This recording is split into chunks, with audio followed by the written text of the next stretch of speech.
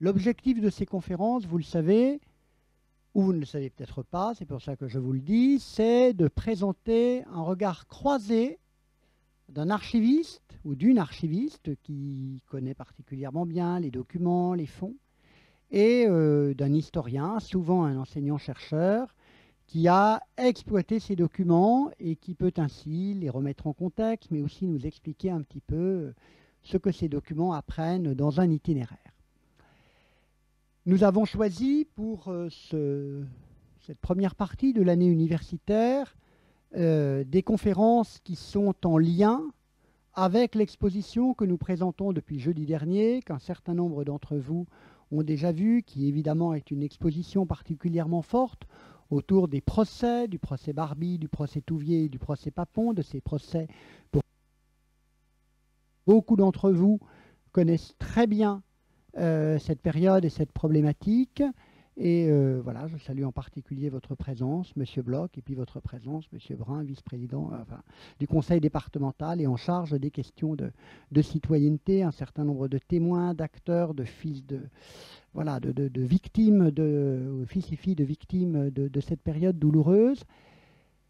Et aujourd'hui, notre conférence est un peu particulière parce que d'ordinaire, nous accueillons, je l'ai dit, un enseignant-chercheur, mais aujourd'hui, avec M. Van Couren, nous accueillons un ophtalmo, donc ça serait bien aussi, comme je vous disais tout à l'heure, dans les archives, on a souvent besoin de quelqu'un qui s'occupe de notre vue, parce qu'elle est quand même rudement sollicitée, mais ça, on vous demandera une consultation à la fin de la conférence.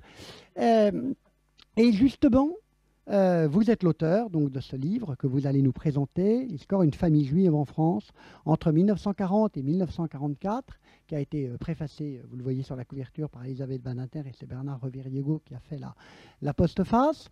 Et c'est votre premier livre d'histoire. Ce n'est pas votre premier livre, mais c'est votre premier livre d'histoire. Le reste concerne votre spécialité. Et pour nous, c'est très important de pouvoir justement entendre votre témoignage de ce que cela signifie, pour évidemment des raisons très personnelles que vous allez expliquer, que de se lancer dans cette recherche. Et à vos côtés, je remercie donc Isabelle Flatteau, qu'un certain nombre d'entre vous connaissent, puisqu'elle appartient à l'équipe des archives départementales et métropolitaines. Vous connaissez très bien, Isabelle, ces fonds de la période de la Seconde Guerre mondiale. Vous avez dirigé, animé l'équipe qui a notamment publié le Mémorial de l'oppression, cet instrument de travail tout à fait important qui avait été publié il y a déjà plusieurs années par les archives départementales à l'époque sous la direction de mon prédécesseur Benoît Van Rett. Vous connaissez très bien ces fonds et je pense que votre conférence à deux voix nous montrera que quand on fait une recherche en archives, on sait généralement par où on commence. On ne sait pas forcément jusqu'où on va aller. Et c'est le bonheur que je souhaite à chacune et chacun d'entre vous qui effectuera des recherches ici ou dans un autre service d'archives. Je vous remercie et je vous donne la parole. Merci.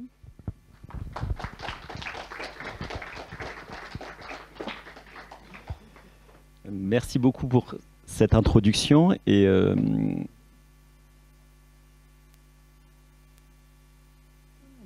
voilà. Et avant de commencer cette présentation, je souhaitais adresser des remerciements sincères. Remercier pour commencer M. Bruno Galland, directeur des archives départementales du Rhône et de la métropole de Lyon, pour son invitation.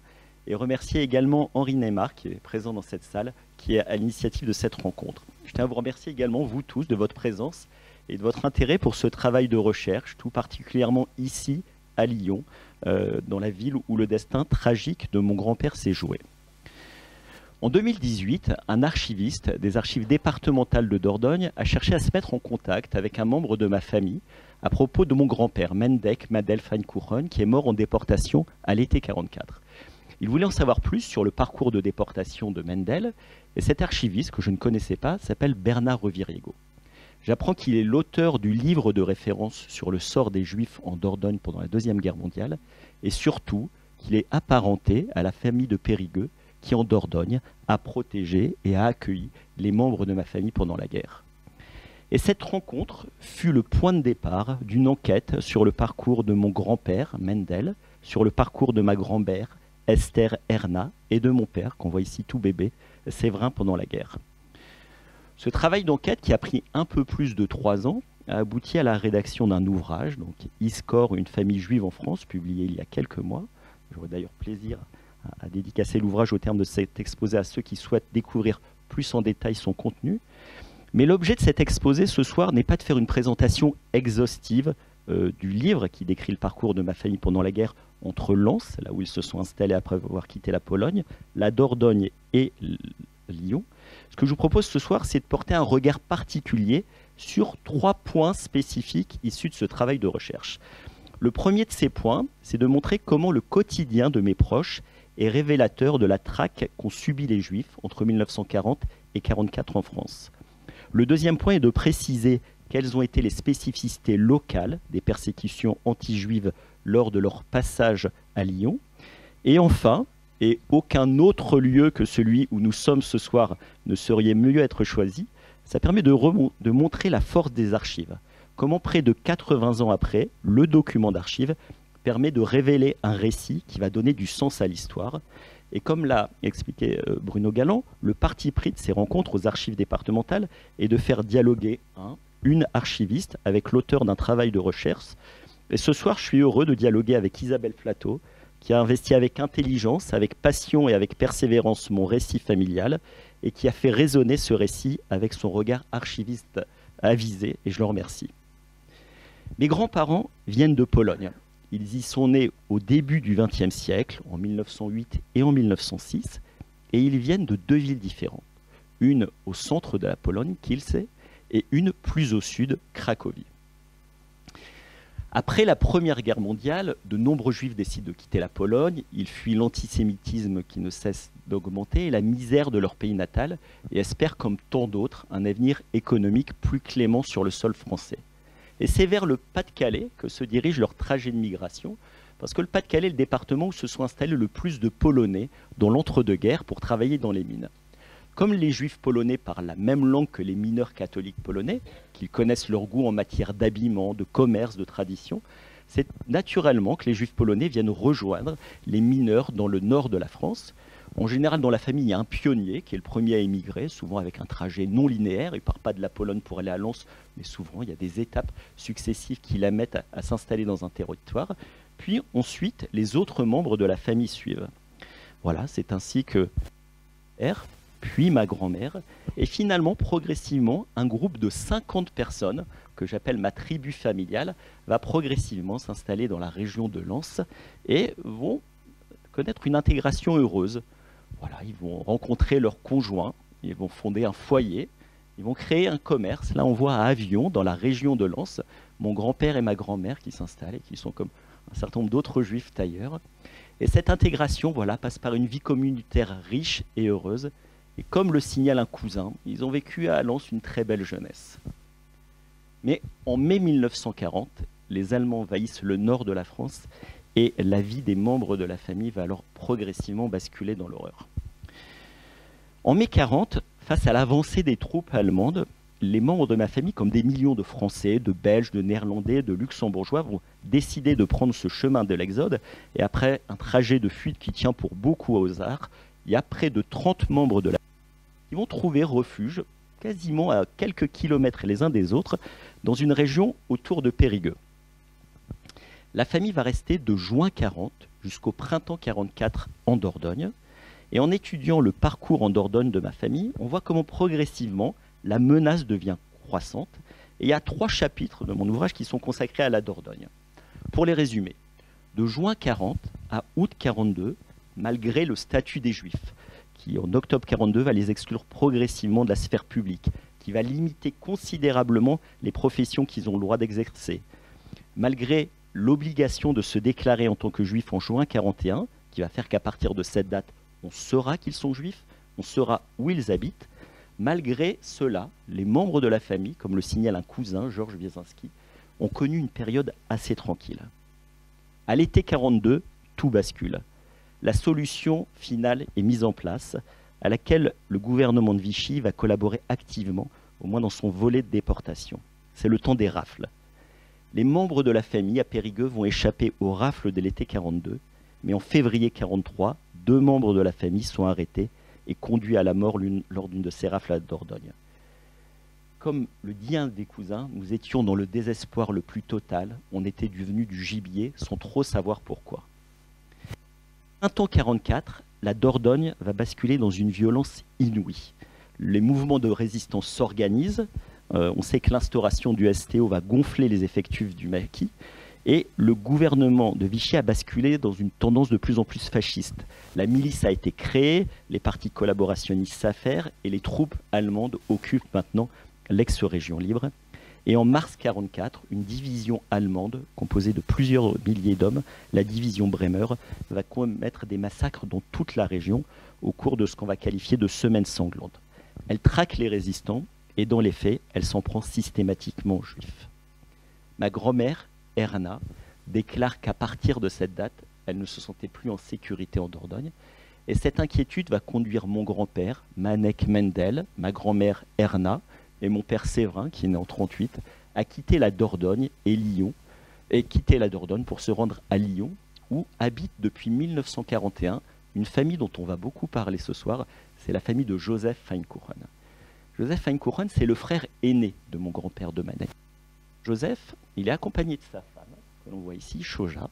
Il est accompagné de sa fille, Suzanne, c'est des noms qui vont revenir au cours de cet exposé. Et ils sont accompagnés de Dora, Déborah.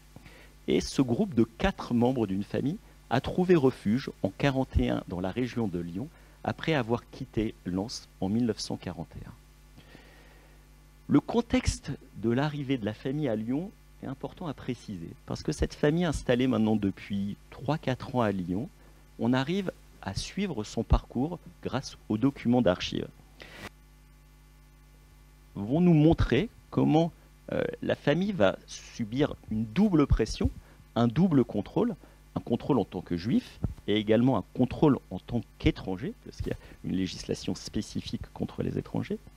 Et ce qui est remarquable, c'est que de découvrir dans les archives un nombre considérable de documents qui vont permettre vraiment de suivre mois après mois, année, le parcours à Lyon et dans la région lyonnaise. Et c'est surprenant de constater que ma famille, qui n'avait vraiment rien de particulier, qui était banale, mais dans le meilleur sens du terme, a pu susciter tant d'enquêtes de la part de l'administration de Vichy. Et ça révèle à quel point l'obsession d'identification des Juifs était grande de la part de cette administration. Isabelle. Merci.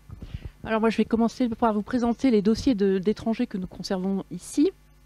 Ces dossiers sont le résultat de l'intensification du contrôle administratif et policier sur les étrangers qui se met en place et qui se développe à partir de la fin de la Première Guerre mondiale, puisque donc en 1917 on a l'instauration de la carte d'identité qui devient obligatoire pour tout étranger. Tout étranger donc de plus de 15 ans et qui réside en France de plus de 15 jours est obligé de se déclarer auprès d'un service qui est spécifique, qui est dédié à ça, le service des étrangers. Le dossier est ouvert donc à l'arrivée en France de la personne. Il est clos quand soit la personne décède, évidemment, elle quitte le pays ou elle quitte le département de résidence pour s'installer dans une autre région où il est tenu à nouveau de se déclarer auprès de la préfecture de sa localité. Donc ces dossiers sont produits par les préfectures au niveau local. Et donc pour la préfecture du Rhône, on a un service des étrangers auprès de la préfecture et un grand nombre de dossiers qui ont été produits tout au long du XXe siècle et encore aujourd'hui.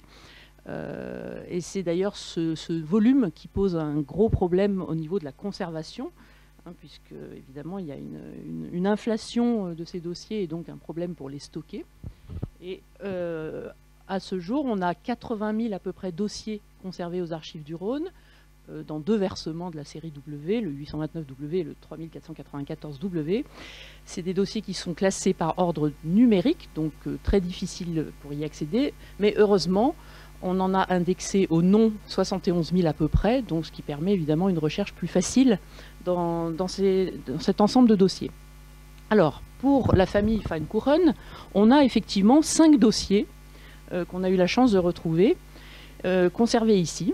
Alors, on a 4 dossiers du contrôle général des étrangers et un dossier d'expulsion.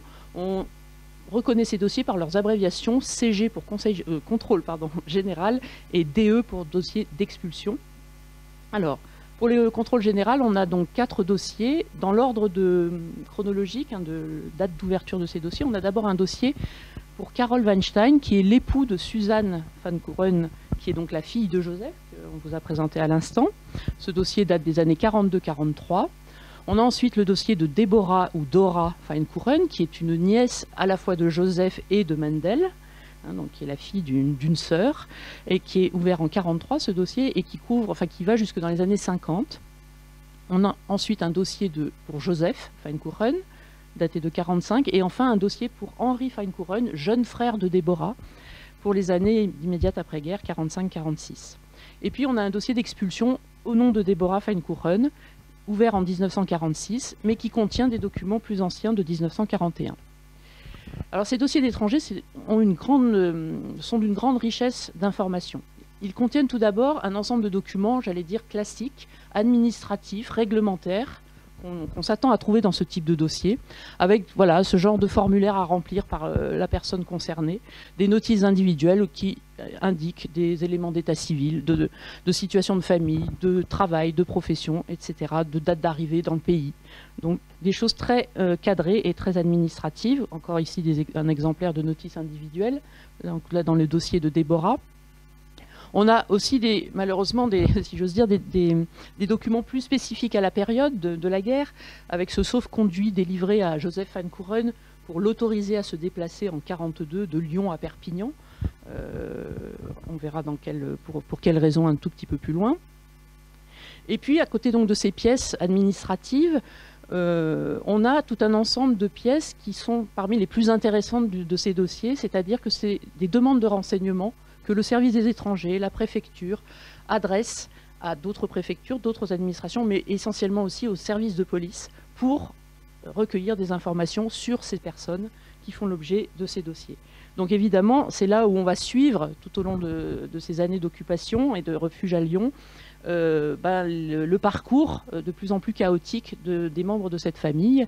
Donc ici, on a un rapport de police qui indique que Joseph van Couren est autorisé à résider à Saint-Rambert-l'Île-Barbe alors qu'il fait l'objet d'une interdiction de séjour par ailleurs dans le département du Rhône. Donc là, c'est le rapport sur ce point.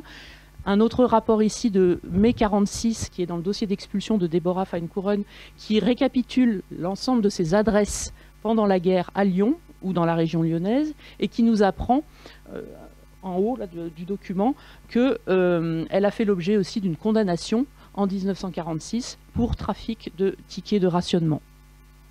On a également, donc, qui accompagne ces pièces administratives de police et de courriers administratifs et de demandes d'enquête, un ensemble plus privé qui se compose généralement de correspondances de la personne intéressée elle-même, de la personne étrangère qui fait l'objet du dossier, de ses proches ou de ses connaissances, mais aussi des documents qui vont prouver ou justifier telle ou telle situation. C'est comme ça qu'on a, des lettres, donc là ici de Joseph, qui sollicitent la bienveillance de l'administration pour l'autoriser, là encore, à séjourner à Saint-Rambert-l'Île-Barbe, où il est obligé de se justifier et d'expliquer qu'il a de l'argent, qu'il n'a pas pu trouver, donc il fait l'objet d'une mesure d'interdiction de séjourner dans le Rhône, et il dit qu'il n'a pas pu trouver de logement en Isère, et qu'il redemande donc à pouvoir se loger dans le Rhône, et qu'il a trouvé un appartement à Saint-Rambert. Voilà, donc ce genre de correspondance se trouve dans ces dossiers. On a des certificats d'employeurs, toujours pour l'École universelle de Lyon, qui atteste que Joseph travaille bien chez eux, en 1942, et à droite, un certificat d'une école d'apprentissage horticole à Saint-Rambert-l'Île-Barbe pour le fiancé et futur mari de Suzanne van Couren, qui s'appelle Carol Weinstein, dont on a effectivement le dossier.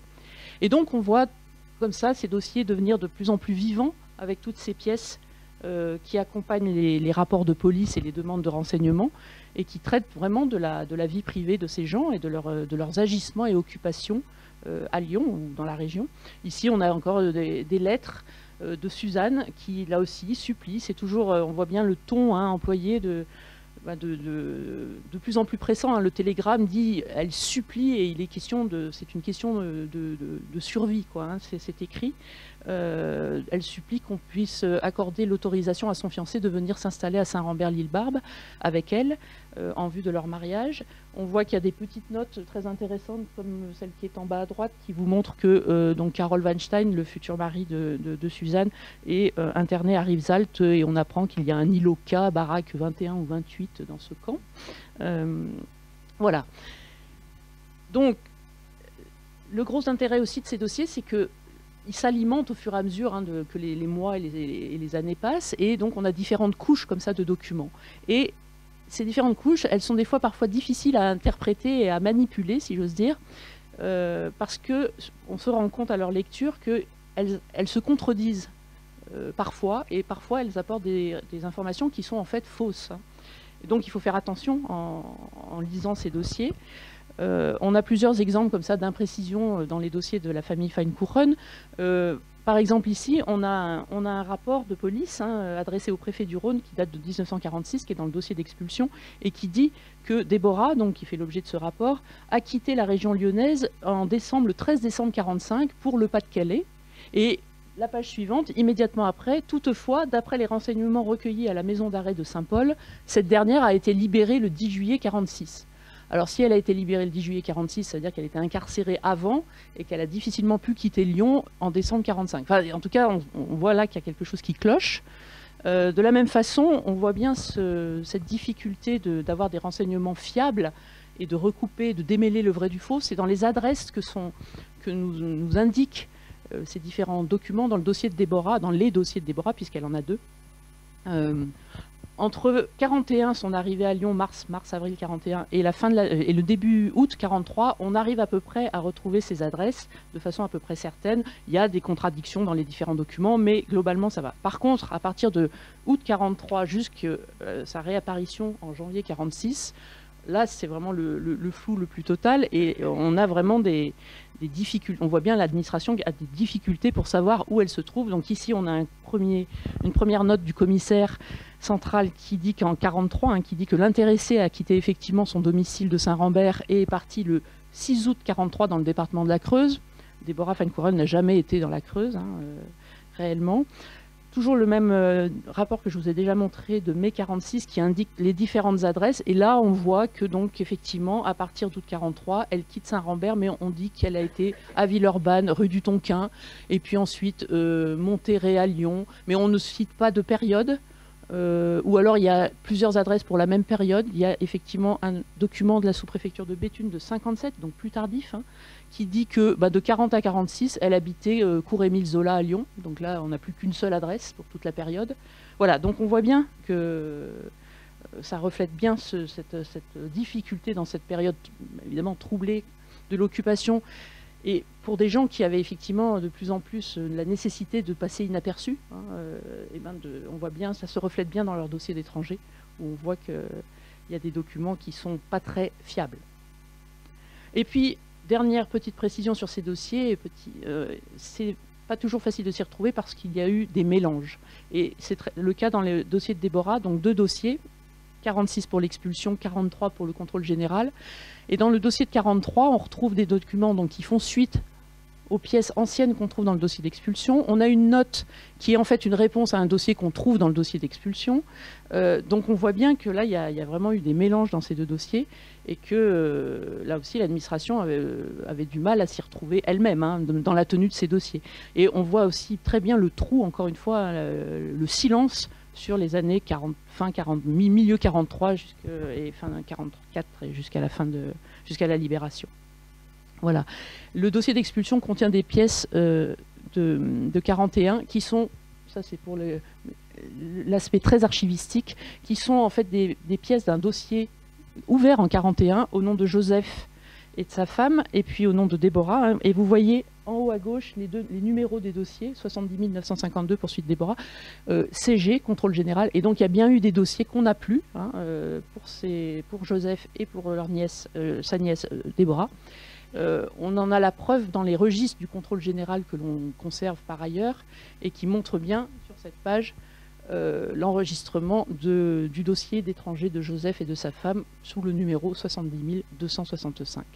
Donc ces dossiers, pour résumer, à travers eux, c'est vraiment une histoire individuelle et même familiale ici qui se révèle.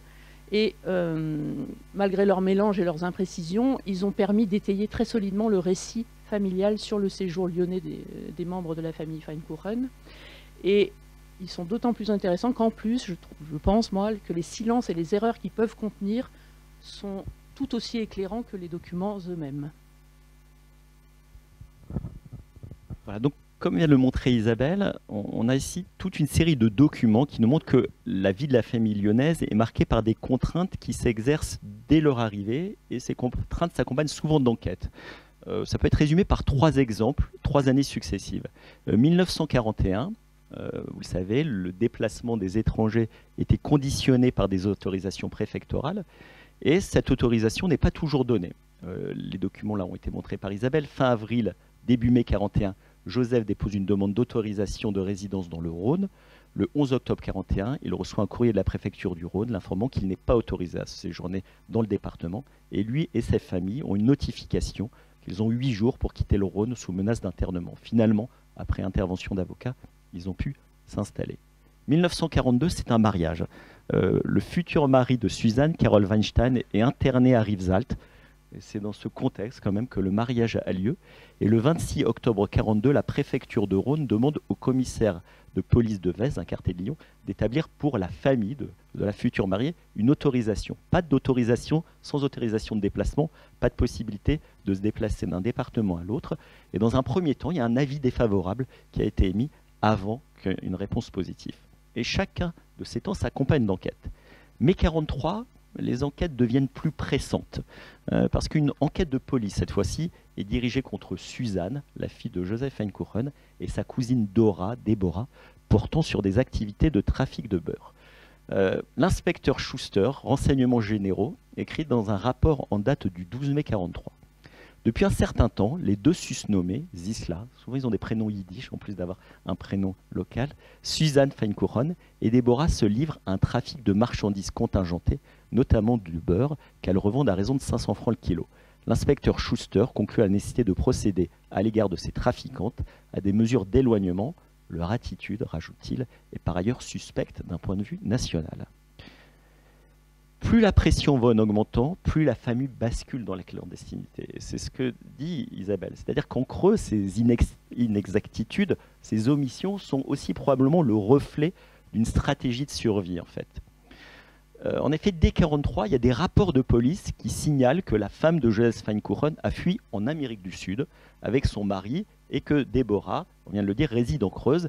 Il n'en est rien, puisque jusqu'à la fin de la guerre, Choja Feinkuchen, la femme de Joseph, sa fille Suzanne et sa nièce Dora continuent à résider à Lyon. Il est vrai que quelques mois auparavant, Joseph Feinkuchen avait réussi avec Carol Weinstein à s'enfuir en Espagne.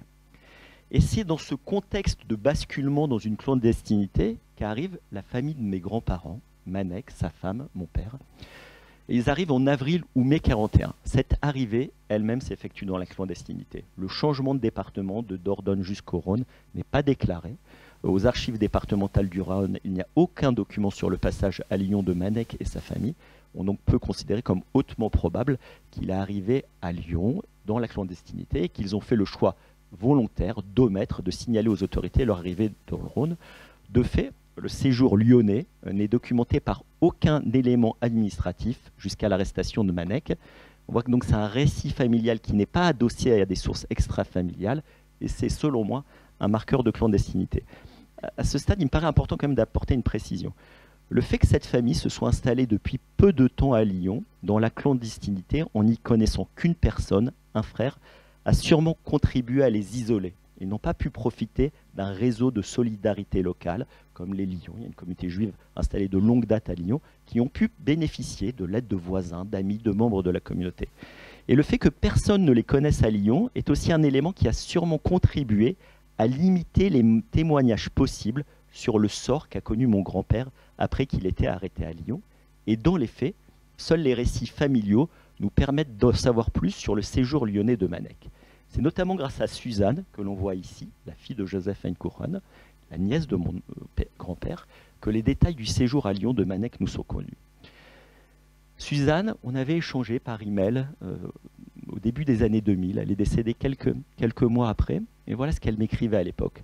En ce qui concerne ma famille, nous aussi, on a passé la guerre dans les environs de Lyon, de 1940 jusqu'à la Libération. Nous changions souvent d'appartement. Et à un certain moment, un différent appartement pour la nuit. Ce logement au rez-de-chaussée était le dernier. Nous étions en danger. C'est à ce moment-là que tous les trois, oncles, donc mon grand-père, tante, ma grand-mère et Séverin, mon père, sont venus nous rejoindre dans notre logement près de Lyon, dans lequel nous vivions, c'est-à-dire ma mère, moi et ma fille qui était un bébé. C'est un logement au rez-de-chaussée, sur la cour à l'arrière d'un immeuble qui se composait de 2 pièces. Tante Erna, oncle Manek et Séverin dormaient dans la cuisine, ma mère, mon bébé et moi dans l'autre pièce. Puis Dora, la fille de tante Taube, s'est fiancée. Elle s'est mariée religieusement. C'est alors que les 2 familles, celle de Dora et de Manek, ont décidé d'aller prendre un appartement ensemble. Quelques semaines après son arrivée à Lyon, Manek est arrêté à son domicile et Suzanne en fait le récit. Très peu de temps après leur emménagement, la milice française a frappé à leur porte. Les 2 hommes, oncle Manek et le mari de Dora, ont essayé de s'enfuir par la fenêtre. Hélas, quand les miliciens sont entrés et ont vu la fenêtre ouverte, ils ont tiré sur eux, ils les ont blessés. Tante Erna les a suppliés de ne pas les prendre. Ma grand-mère, qui a fait le récit à ma mère de cette arrestation, continue.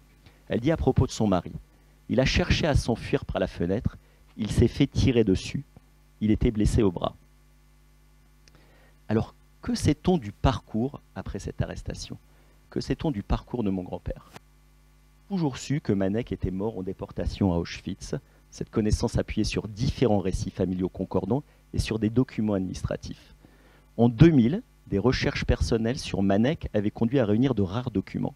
Une carte de déporté établie attestée de sa déportation et un courrier du service général de la...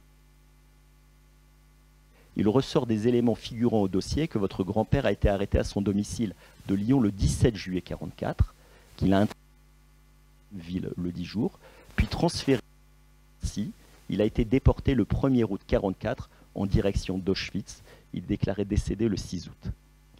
Manek avait donc été arrêté à Lyon, premier point important, transféré à Drancy, deuxième point sur lequel on va insister, puis déporté à Auschwitz, où il décède quelques jours après son arrivée. Jusqu'à ma prise de contact avec Bernard Reviriego, aucun élément ne m'avait amené à remettre en question ce trajet de déportation. Discussion avec l'historien archiviste au cours de l'année 2018 ont réactivé mes recherches sur Manek et m'ont amené à reconsidérer cette chronologie. Manek aurait été déporté le 1er août 1944 depuis Drancy. Or, une recherche rapide révèle qu'aucun convoi n'est parti de Drancy le 1er août 1944. Si bien que, paradoxalement, ma quête sur l'histoire de mon grand-père a commencé par déconstruire une histoire qui paraît au moins administrativement acquise. Donc, ce qui ne s'est pas passé. Le convoi, effectivement, la chronologie de l'arrestation de Manek est compatible avec 2 convois possibles. Mais le convoi du 1er août n'a pas existé. La veille, le convoi 77 part de Drancy le 31 juillet 1944 en direction de Auschwitz. 12 jours plus tard, un convoi part de Lyon, le convoi 78, également en direction de Auschwitz. Donc on voit qu'il y a un premier questionnement sur le convoi de déportation. Et la deuxième question, dans les documents, apparaît un internement à Drancy. Quelques mois après ça, je contacte Karen Tayeb, archiviste du mémorial de la Shoah à Paris, et on est côte à côte, et on expulse, on constate dans les cahiers d'entrée de Drancy, et on ouvre le cahier de Drancy qui couvre la période 6 juillet 1944, 11 août 1944. Et on voit qu'à aucun moment ne figure le nom de mon grand-père sur ces fiches. Alors, qu'est-ce qui s'est passé en fait? L'idée, après cette déconstruction, c'est essayer de repartir à zéro sur l'enquête concernant mon grand-père. Et Bernard Reviriego m'a considérablement aidé dans cette démarche. Sachant que Manek a été arrêté à Lyon, Bernard a l'intuition qu'il a été interné à la prison de Montluc. Et cette intuition s'est révélée exacte, puisque le site internet des archives du Rhône permet de consulter la fiche des internés de la prison de Montluc au cours de la période 42-44, et qu'on y trouve une fiche au nom de Manek. Sur cette fiche figure son identité, sa date, lieu de naissance, profession. Sont également renseignés la date de son arrestation, un élément que je ne connaissais pas, n'a jamais été signalé par ma famille, l'adresse où il a été arrêté, rue Verléanus à Lyon. Et enfin, figure également cette indication qu'il a été transféré à Drancy le 22 juillet 1944. Cette fiche de renseignement issue du fichier Montluc comporte donc plusieurs informations importantes. Elles attestent du passage de Manek dans cette prison, ce que j'ignorais avant cette découverte. Cette information incontestable m'a donc permis de savoir où avait été détenu mon grand-père entre son arrestation et sa déportation. Elle révèle la date et le lieu de l'arrestation. D'autre part, elle contient une mention qui, vous le savez pourquoi maintenant, me laisse perplexe, déporté à Drancy le 22 juillet 1944. Et dans l'espoir d'en savoir plus sur le parcours de Manek après son internement, je contacte, mais alors totalement au hasard, le CHRD, Centre d'histoire de résistance de la déportation de Lyon, en choisissant également totalement au hasard 4 adresses de contact. Et ma demande tient en quelques lignes, c'est que je veux savoir des informations sur le trajet de mon grand-père, et notamment sur l'existence d'un convoi qui serait parti de Lyon vers Drancy le 22 juillet. Et dès le lendemain de ma demande, je reçois cette réponse que vous allez voir incroyable de Régis Lemaire, historien au CHRD. Le hasard a fait qu'il a été un des destinataires de mon message, et il a, en lisant les informations que j'envoyais, immédiatement, et en fait c'est sur l'adresse, fait le lien avec une affaire non élucidée sur laquelle il travaillait dans le cadre d'un ouvrage à paraître, coécrit par Sylvie Altard, concernant les bourreaux de Lyon qui sévissaient dans le sillage de la Gestapo.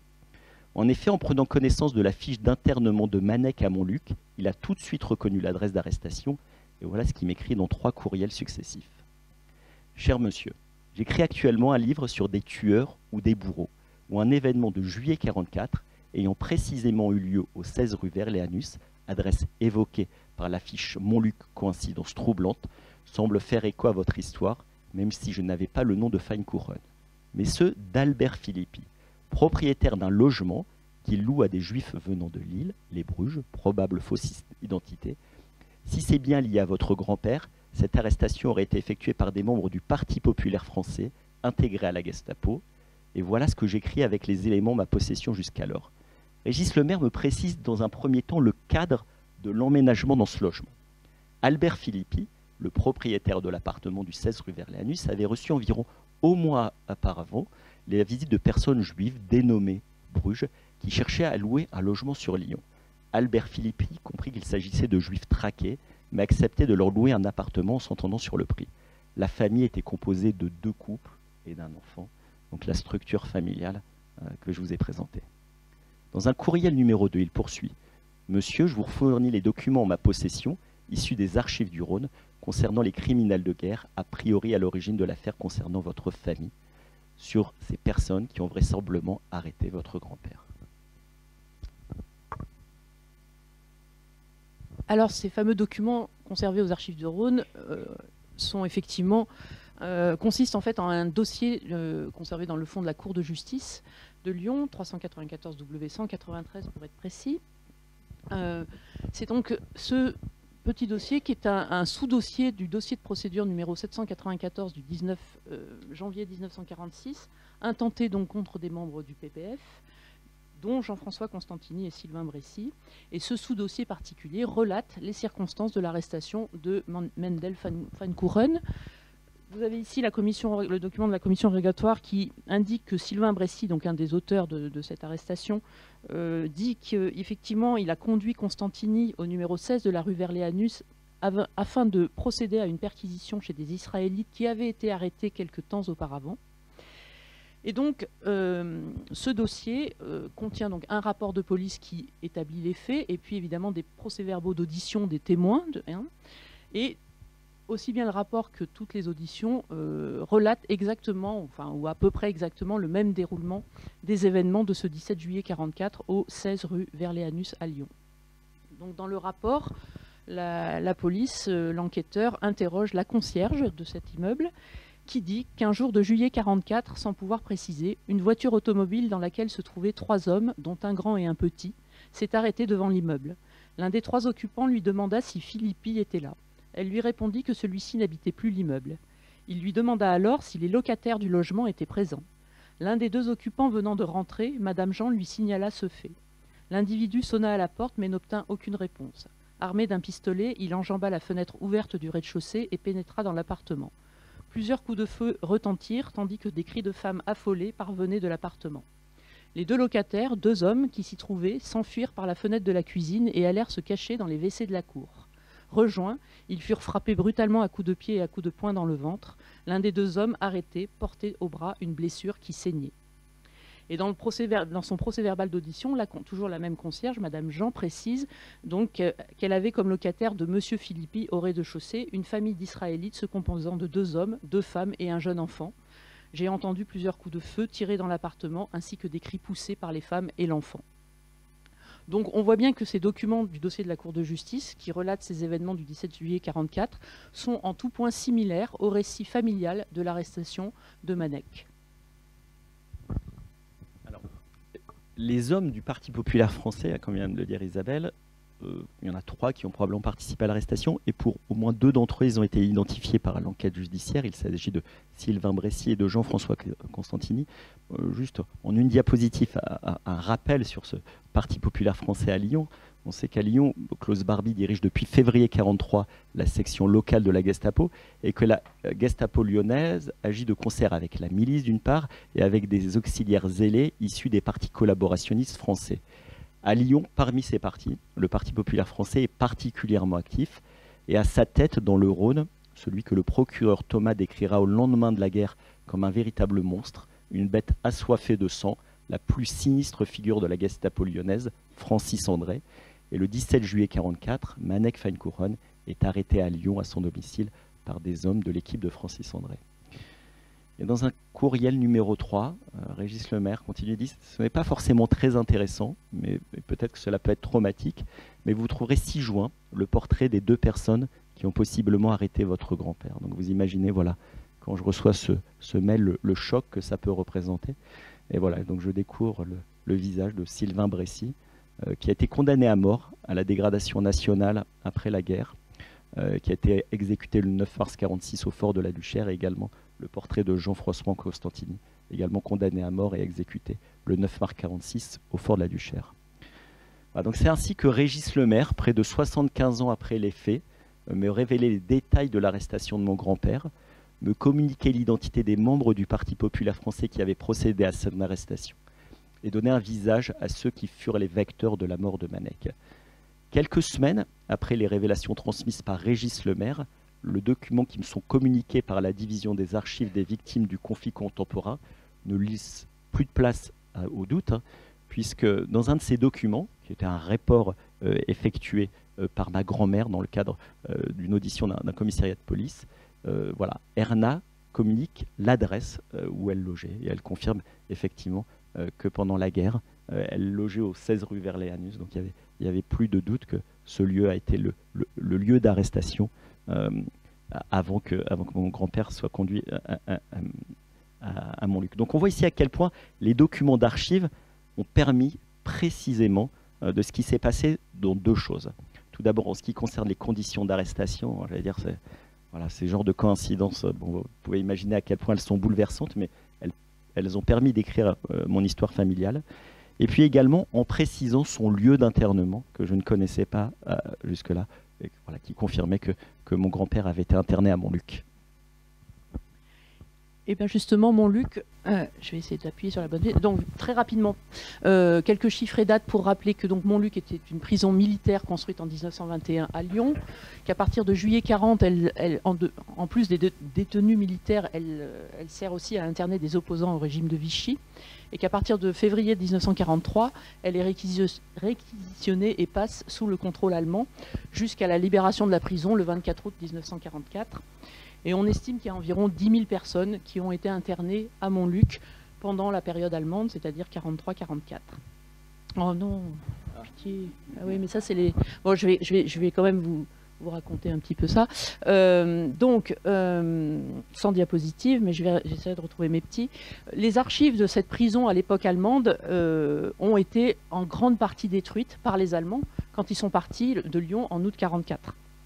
Donc cette destruction est attestée notamment par un dossier que j'ai trouvé au Centre des archives des victimes des conflits contemporains à Caen, un dossier de 63 qui, à l'occasion d'une demande de prêt pour faire une exposition sur Jean Moulin, donc une institution culturelle demande le registre d'écrou de 43 de Montluc, et donc le ministère des Anciens Combattants répond que ce registre est introuvable, donc en 1963, et que ses services ne disposent d'aucun document original du fort Montluc de l'époque allemande. Il dit qu'il possède des archives de la période française d'avant l'occupation allemande, qui sont donc conservées à Meaux au centre des archives de la justice militaire, mais que pour la période allemande, ces archives ont été détruites, et les quelques archives qui ne l'ont pas été ont été récupérées par le service régional de police judiciaire à Lyon, 4 rue Vauban. Donc là, je vais essayer de ne pas me tromper de flèche, je vous montre très rapidement les documents qui atteste de cela dans ce dossier de 1963 conservé à Caen. On voit bien notamment la note de droite que, effectivement, archives détruites, celles retrouvées ont été récupérées par le service ressortissant de la Direction régionale de la Sûreté nationale, archives de la police judiciaire, 4 rue Vauban à Lyon.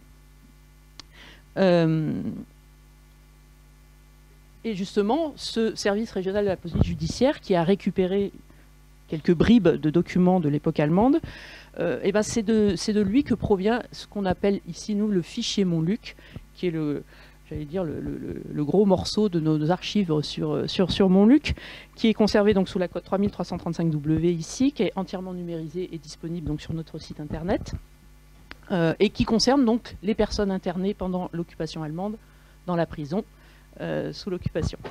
Il se compose de 5 fichiers thématiques, ce fichier Montluc, qui regroupe donc des fiches nominatives classées par ordre alphabétique et qui portent un numéro de dossier, qui renvoie au dossier auquel elle correspond. Ces 5 fichiers thématiques, c'est un fichier dit Montluc, j'y reviendrai, un fichier déporté, un fichier des gens sans nouvelles, un fichier pour les fusillés et disparus et un fichier pour les personnes libérées et rapatriées. À côté de cet ensemble de fichiers, on a 20 boîtes de dossiers individuels nominatifs classés par numéro de dossier. Alors comment s'est constitué ce fichier Montluc? Alors tout ce que je vais vous dire s'appuie d'une part sur l'observation et la connaissance des documents qui composent ce fonds, mais aussi repose sur les échanges que j'ai eus ces dernières semaines avec 2 anciens policiers, messieurs Salotti et Salager, qui sont des membres actifs de la Société lyonnaise d'histoire de la police et qui m'ont apporté de précieuses informations et leur éclairage sur ces documents. Donc, il ne faut pas oublier du coup que cet ensemble provient du service régional de police judiciaire. Il est donc le résultat d'un travail de police. Ce fichier était conservé par le fichier régional qui est chargé de regrouper toutes les procédures, toutes les enquêtes de tous les services de police. C'est en quelque sorte le service d'archives de la police, ce fichier régional. Et donc ce fichier Montluc obéit aux mêmes règles que les autres fichiers ou documents constitués par les différents services de police, c'est-à-dire qu'il était alimenté au fur et à mesure de l'avancée du travail d'enquête policière sur telle ou telle personne internée à Montluc. De quand datent ces fiches et ces dossiers de Montluc? Là encore, aucune certitude, mais très certainement plusieurs époques. La majeure partie des documents a été constituée après la libération de la prison, donc après le 24 août 1944. À la libération, le SRPJ a été inondé de demandes de recherche sur les personnes disparues ou internées à Montluc par les familles, mais aussi par des services administratifs qui demandaient des enquêtes. Donc à chaque enquête correspond une fiche, un dossier, à chaque fois. On pouvait aussi, lors de ces enquêtes, retrouver des informations sur une autre personne détenue à Montluc, donc ça faisait aussi l'objet de l'ouverture d'un dossier. Et puis, à côté de ce travail ordinaire, classique d'enquête policière, le SRPJ a aussi été sollicité dans un cadre plus institutionnel, avec la volonté, juste à la libération, de recenser les crimes de guerre, de rechercher les criminels de guerre en vue de les juger. Et ce recensement, ce travail, évidemment a été mis en œuvre par la création du service du mémorial de l'oppression en septembre 1944, dirigé par un ancien détenu de Montluc, le docteur Pierre Mazel, et ce service a fonctionné jusqu'en novembre 1946. Donc, pendant les deux, enfin 44, 45, 46, fin 44 à 46, le SRPJ a été sollicité tout le temps par ce mémorial de l'oppression pour faire des enquêtes et retrouver des informations sur les personnes internées à Montluc, puis éventuellement après déportées, disparues, fusillées, etc. Donc deux façons de procéder, un travail ordinaire de police où là c'est presque l'occasion qui fait le dossier, hein, c'est une demande précise, et puis ce travail plus extraordinaire d'enquête dans un contexte précis.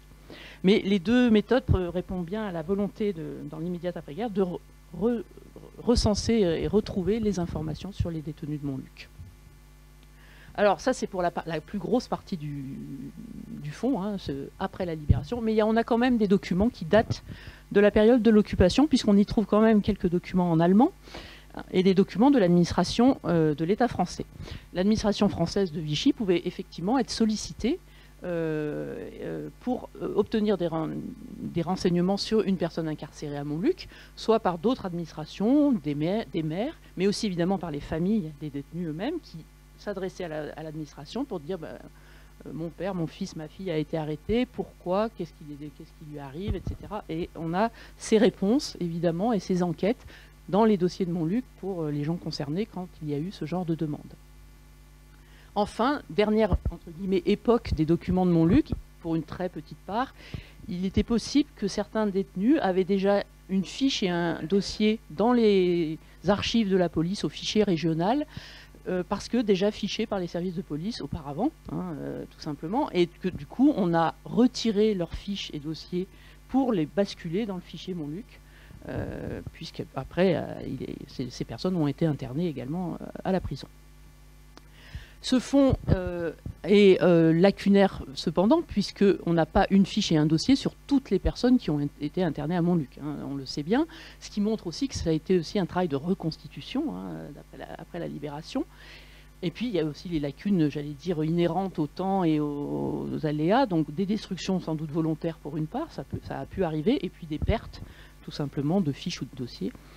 Mais malgré ces lacunes, on a quand même 9472 fiches nominatives dans le fonds Montluc, avec 8968 dossiers, et on a 614 fiches d'écrou allemandes. Je vais vous les présenter dans quelques instants, tous ces documents.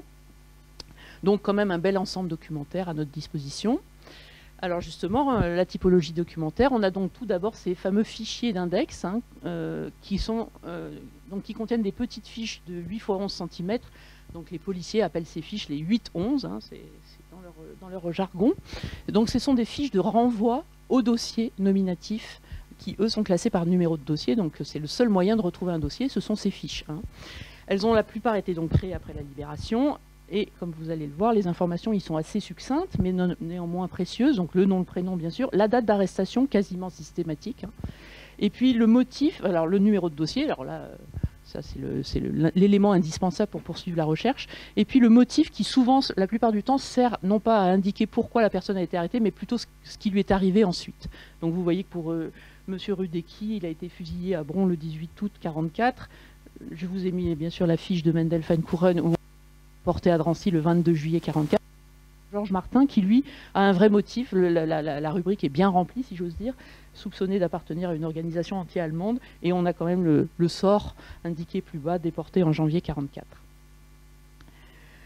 Les 614 fiches d'écrou allemandes sont regroupées dans le fichier Montluc. Je vous rappelle que les fiches de renvoi, les fiches d'index, sont classées dans 4 fichiers thématiques: déportés, fusillés, disparus, sans nouvelles, et libérés et rapatriés. Et puis on a ce 5e fichier qui s'appelle Montluc, voilà, qui en fait regroupe toutes les fiches d'écrou allemandes. Et ces fiches elles sont un petit peu différentes déjà dans leur forme, elles sont plus au format horizontal que vertical, c'est comme ça qu'on les reconnaît. Elles sont écrites en allemand, manuscrites toutes, et indiquent les choses suivantes. En haut, pour la fiche de Belot ou de Weingarten, vous avez en haut à gauche le numéro d'écrou, hein, donc le numéro de l'incarcération à Montluc. Les lettres FG 283 pour l'autre fiche signifieraient, je tiens ces renseignements du guide de la recherche qui a été élaboré par le Mémorial de Montluc, qui est très bien fait, et qui est disponible sur leur site, hein, que je vous invite à consulter pour vous remémorer tout ce que je vous dis. Mais donc ces lettres FG signifieraient qu'il y a eu une instruction auprès du tribunal militaire allemand. Autrement, comme autre renseignement, le nom, le prénom bien sûr, la date de naissance, 19-1-21 pour Belot ou 5-6-91 pour donc Weingarten. Pour la fiche de Raymond Seyss, on n'a pas de date de naissance. Et puis l'autre date qui est la date bien sûr d'incarcération, 31-3-44, etc. Vous avez ensuite en bas à gauche le numéro de cellule ou le bâtiment dans Montluc où la personne a été détenue. Donc la cellule 25, la cellule 161 puis 134, et pour la fiche Weingarten, BA pour baraque, dans la fameuse baraque aux Juifs, puisqu'effectivement on précise sur cette fiche que Weingarten Paul était juif. Vous voyez le mot Jude en allemand évidemment en haut à droite. Également une abréviation en allemand pour la fiche de René Belot, qui est Geb, G-E-B, pour Geboren, né Vala, c'est son nom de naissance qui suit. Voilà pour ces fiches d'écrou allemandes. Je vous en remonte deux autres parce qu'une des spécificités de certaines d'entre elles, c'est qu'elles ont été utilisées recto-verso. C'est-à-dire que dans le recto à gauche, vous voyez que le nom est barré. Ça veut dire que la personne a quitté Montluc.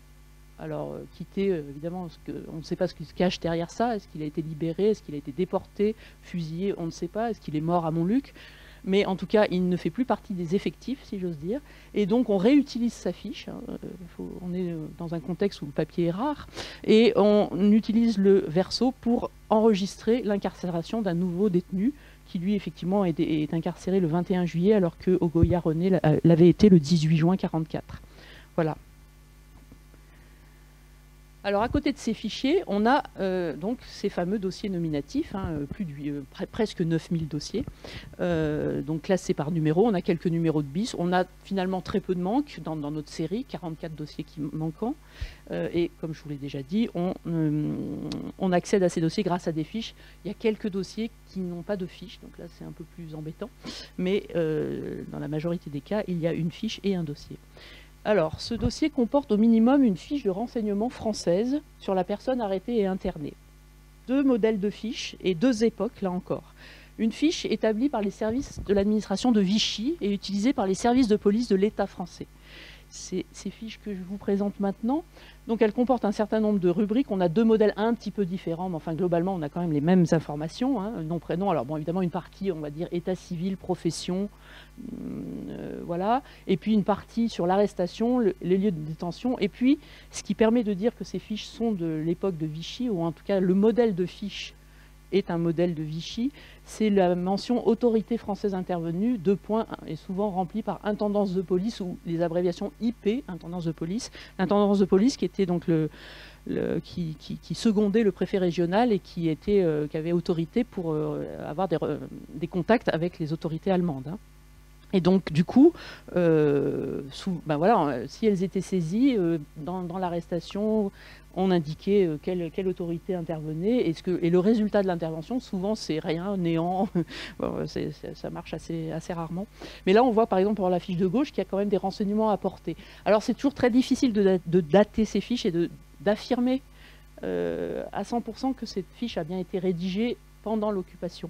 Parce que c'est des fiches qui ont bien sûr pu être réutilisées ensuite, complétées après la guerre, par le SRPJ, comme ici, vous voyez ces 2 fiches où on a effectivement des premières rubriques remplies au crayon, qui sont certainement d'une autre époque que les rajouts au feutre ou enfin à l'encre que l'on voit sur ces 2 fiches, pour indiquer les lieux de déportation, évidemment des informations que l'on connaît qu'après la fin de la guerre, ou au moins après la libération.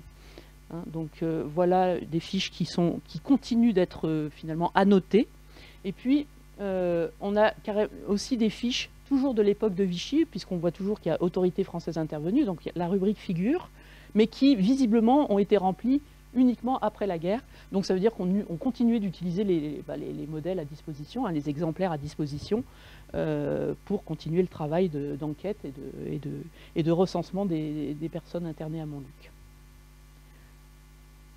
Et puis donc la deuxième époque de ces fiches de renseignement, c'est après la guerre évidemment, donc fiches remplies par le SRPJ, qui ne sont pas très différentes des fiches de l'époque de Vichy. Il y a juste on n'a plus la mention autorité française intervenue, évidemment. Par contre, on a des rubriques spécifiques sur les transferts et la déportation ou le sort du prisonnier. Pour ces deux fiches, on voit que donc il y en a un qui a été fusillé, donc on voyait un déporté, fusillé, libéré, puis il faut rayer les mentions inutiles, c'est vraiment formaté. Et puis lieu de détention pour la fiche de droite, où on a le détail un petit peu de les dates de passage à Montluc, puis Drancy, puis déportation en Allemagne. Alors, si on reprend la fiche de renseignement de Mendel-Feinkuchen, donc son dossier ne se compose que de cette fiche. C'est pas toujours c'est pas évident de savoir à quel moment a été faite cette fiche. C'est un modèle de Vichy puisqu'on a l'autorité française intervenue comme rubrique, qui n'est pas remplie d'ailleurs. Mais quand même, les renseignements sont... On voit que c'est une seule main qui a écrit. Enfin voilà, il n'y a pas de rajout, il n'y a pas de changement de crayon, c'est tout. Voilà. Et en bas, on a la mention donc, de la déportation à Drancy le 22 juillet. Donc voilà, elle ressemble à une fiche d'après-guerre, mais elle a été faite. Enfin, il y a quand même un modèle de Vichy, donc c'est pas très clair. C'est pas très clair. Petite parenthèse très rapide sur le verso de ces fiches de renseignement qui peuvent éclairer sur les relations entre les services de police de l'État français et les autorités allemandes. Donc là, c'est M. Salager et M. Salotti qui m'ont fait part de leurs observations. On voit qu'en fait, ces fiches étaient faites à partir de documents récupérés, coupés en deux. Hein, et donc, on a la moitié des intitulés, mais on voit qu'on a ce service central des relations franco-allemandes en zone libre qui dressait des états visiblement mensuels, on devine, hein, des arrestations faites par les Allemands. Et du coup, on sait simplement peu de choses sur ce service central des relations franco-allemandes en zone libre. Et il y a visiblement tout un travail encore à établir. Et on sait simplement que c'était un petit service de la police judiciaire, qu'il y avait un commissaire à sa tête qui parlait allemand. Voilà, c'est pour l'instant les connaissances qu'on a à peu près sur ce service en termes de connaissances de la police. Hein. Voilà, c'était pour vous montrer quand même que dans des documents comme ça, tout est important, y compris les versos qui n'ont pas vraiment de rapport en fait, hein, mais quand même qui éclairent certaines choses. Donc, les fichiers d'index, les fiches d'écrou allemandes, les dossiers nominatifs. Et puis, dans ces dossiers nominatifs, on trouve donc les fameuses fiches de renseignement que je viens de vous présenter. Et puis, on trouve parfois, c'est très minoritaire, ces fiches de fouilles rédigées en allemand, qui servent à enregistrer évidemment les objets détenus par la personne écrouée. On sait que d'abord, tout est en allemand, les rubriques sont en allemand, et évidemment, les mentions manuscrites également. Et on retrouve le numéro d'écrou, hein, là, ici, 7760 si je lis bien, non 7860, je ne suis pas en face donc je ne vois pas bien, mais bon voilà, c'est pas le numéro du dossier, hein, c'est bien le numéro d'écrou ici. Et puis on peut également trouver dans ces dossiers d'autres pièces comme on l'a vu, hein, suite à des demandes de renseignement et de demandes d'enquête auprès des administrations, ou des documents d'origine privée, de la correspondance de la famille, des personnes qui recherchent leurs disparus, et notamment aussi des photographies, hein, ce qui est toujours assez émouvant quand on tombe dessus. Donc voilà, là je vous ai mis une correspondance d'un père qui recherche sa fille qui a été arrêtée, et puis donc là on a une photo d'une famille juive qui a été arrêtée à Lyon et déportée à Auschwitz et qui est morte en déportation, toutes ces personnes. Et voilà, donc on n'en a pas beaucoup, mais parfois on trouve ce genre de choses dans le fonds Montluc. Voilà pour le fichier Montluc. Je vais rapidement vous présenter quand même, pour être complet, les autres sources qui existent et qui permettent de retrouver une personne détenue à Montluc pendant la guerre. Il s'agit d'abord des dossiers individuels qui sont établis par l'association des rescapés de Montluc, et je remercie les membres actifs de cette association que j'ai rencontrés et qui m'ont expliqué un petit peu la tenue de ces dossiers. Donc ils sont établis, alors les premiers d'entre eux ont été établis sur les témoignages des internés eux-mêmes, hein, voilà. Et puis depuis quelque temps, par un dépouillement systématique justement du fichier Montluc, et pour ouvrir un dossier au nom de la personne et de l'alimenter avec toute information que l'association peut retrouver sur la personne concernée. Alors pour Mendel-Feinkuchen, on a un dossier dans ce fonds. Alors j'ai obligé de préciser que ce fonds a été déposé chez nous aux Archives du Rhône et qu'il est conservé sous la cote 301J. Et donc on a un dossier de Mendel, malheureusement très peu fourni pour l'instant, où on voit qu'il y a deux copies. D'une part la fiche de renseignement de Montluc, puis vous voyez qu'elle est de très mauvaise qualité, et puis la fiche de signalement à Yad Vashem qui a été déposée par la famille, hein, donc on retrouve sur le site de Yad Vashem. Et puis, cette petite note récapitulative des renseignements qu'on possède sur Mendel Feinkuchen, reportée sur la couverture du dossier. Et donc, on voit que ces informations reposent sur 2 sources, le fichier Montluc et le mémorial de la déportation des Juifs de France de Serge Karfel, édition 2012. Les informations de Montluc, c'est toutes les informations sur l'état civil, la profession, l'adresse rue Verléanus, la profession de pâtissier, enfin tout ce qu'on retrouve sur cette fiche de Montluc. Par contre, nouveauté par rapport à ce qu'on sait jusqu'à présent, c'est que là, on a le renseignement comme quoi il a été à Montluc jusqu'au 11 août 1944. Donc là, on ne parle plus de déportation le 22 juillet à Drancy, et qu'il est arrivé à Auschwitz-Birkenau le 19 août 1944. Et ça, ces informations reposent sur les travaux de Serge Karfel, mais on y reviendra un petit peu plus loin. À côté de ces dossiers individuels des internés de Montluc, de l'association des rescapés de Montluc, toujours dans ce fonds, mais dans cette première partie du fonds qui est conservée au CHRD à Lyon, on a des listes d'internés de Montluc qui ont été, elles aussi, établies très tôt après la libération de la prison, d'après les témoignages des internés libérés ou qui sont revenus ensuite des camps pour ceux qui avaient été déportés. Donc ces listes ne sont pas datées et le nom de Mendel Feinkuchen n'y figure jamais. Voilà à quoi ça ressemble. Vous verrez que c'est des documents extrêmement fragiles, faits sur du mauvais papier, pelure, l'immédiate après-guerre, avec voire même des petits bouts de papier récupérés et griffonnés pour essayer de reconstituer des cellules, reconstituer des listes là, on a la liste de la baraque en 1943, alors elle n'est pas complète évidemment, mais voilà, c'est pour vous montrer à quoi ça ressemble. Donc une autre liste, toujours de l'association des rescapés de Montluc, refaite là pour le coup bien plus tard, qui s'appelle Registre de Montluc, qui fait quand même 32 pages de noms, dans laquelle, si on va à la lettre F, on ne trouve pas le nom de Feinkuchen. Et puis, ces listes se retrouvent également auprès des archives des victimes des conflits contemporains à Caen. Donc c'est des listes là qui proviennent du ministère des Anciens Combattants ou d'autres administrations qui ont versé ces listes à ce ministère.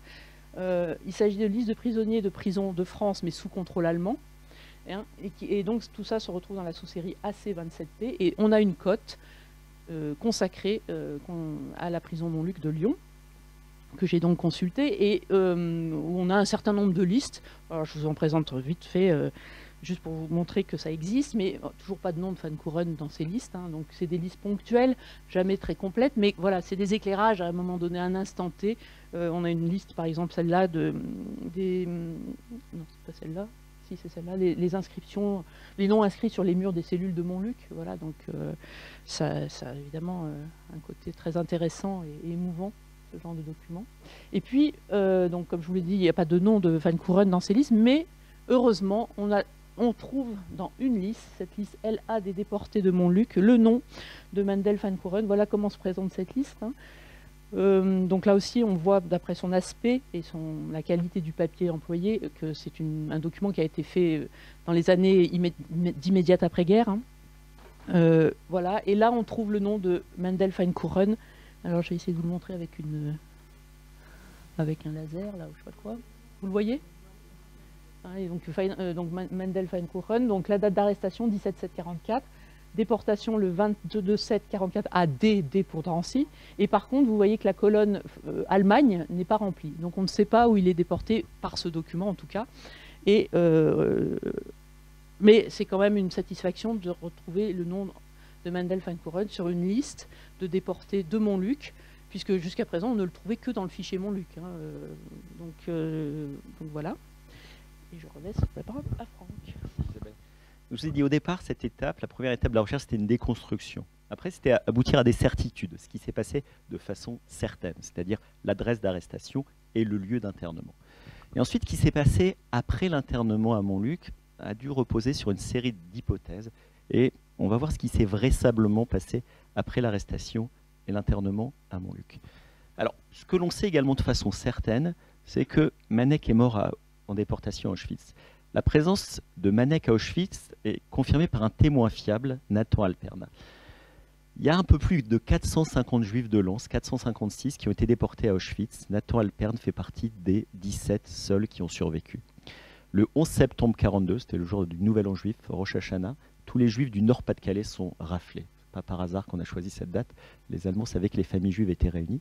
Et Nathan Alpern est arrêté avec sa famille, déporté à Auschwitz, et il est intégré dans un commando d'ouvriers qui travaille dans un des sous-camps d'Auschwitz. Il survit à la déportation, et à son retour, Nathan est hébergé à Lille chez des membres de notre famille, les Biesinski.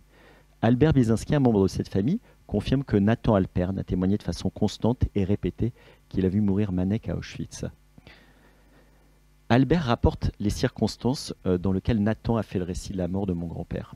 À la fin de la guerre, les premiers déportés arrivaient rue Sainte-Anne, là où arrivaient à la gare.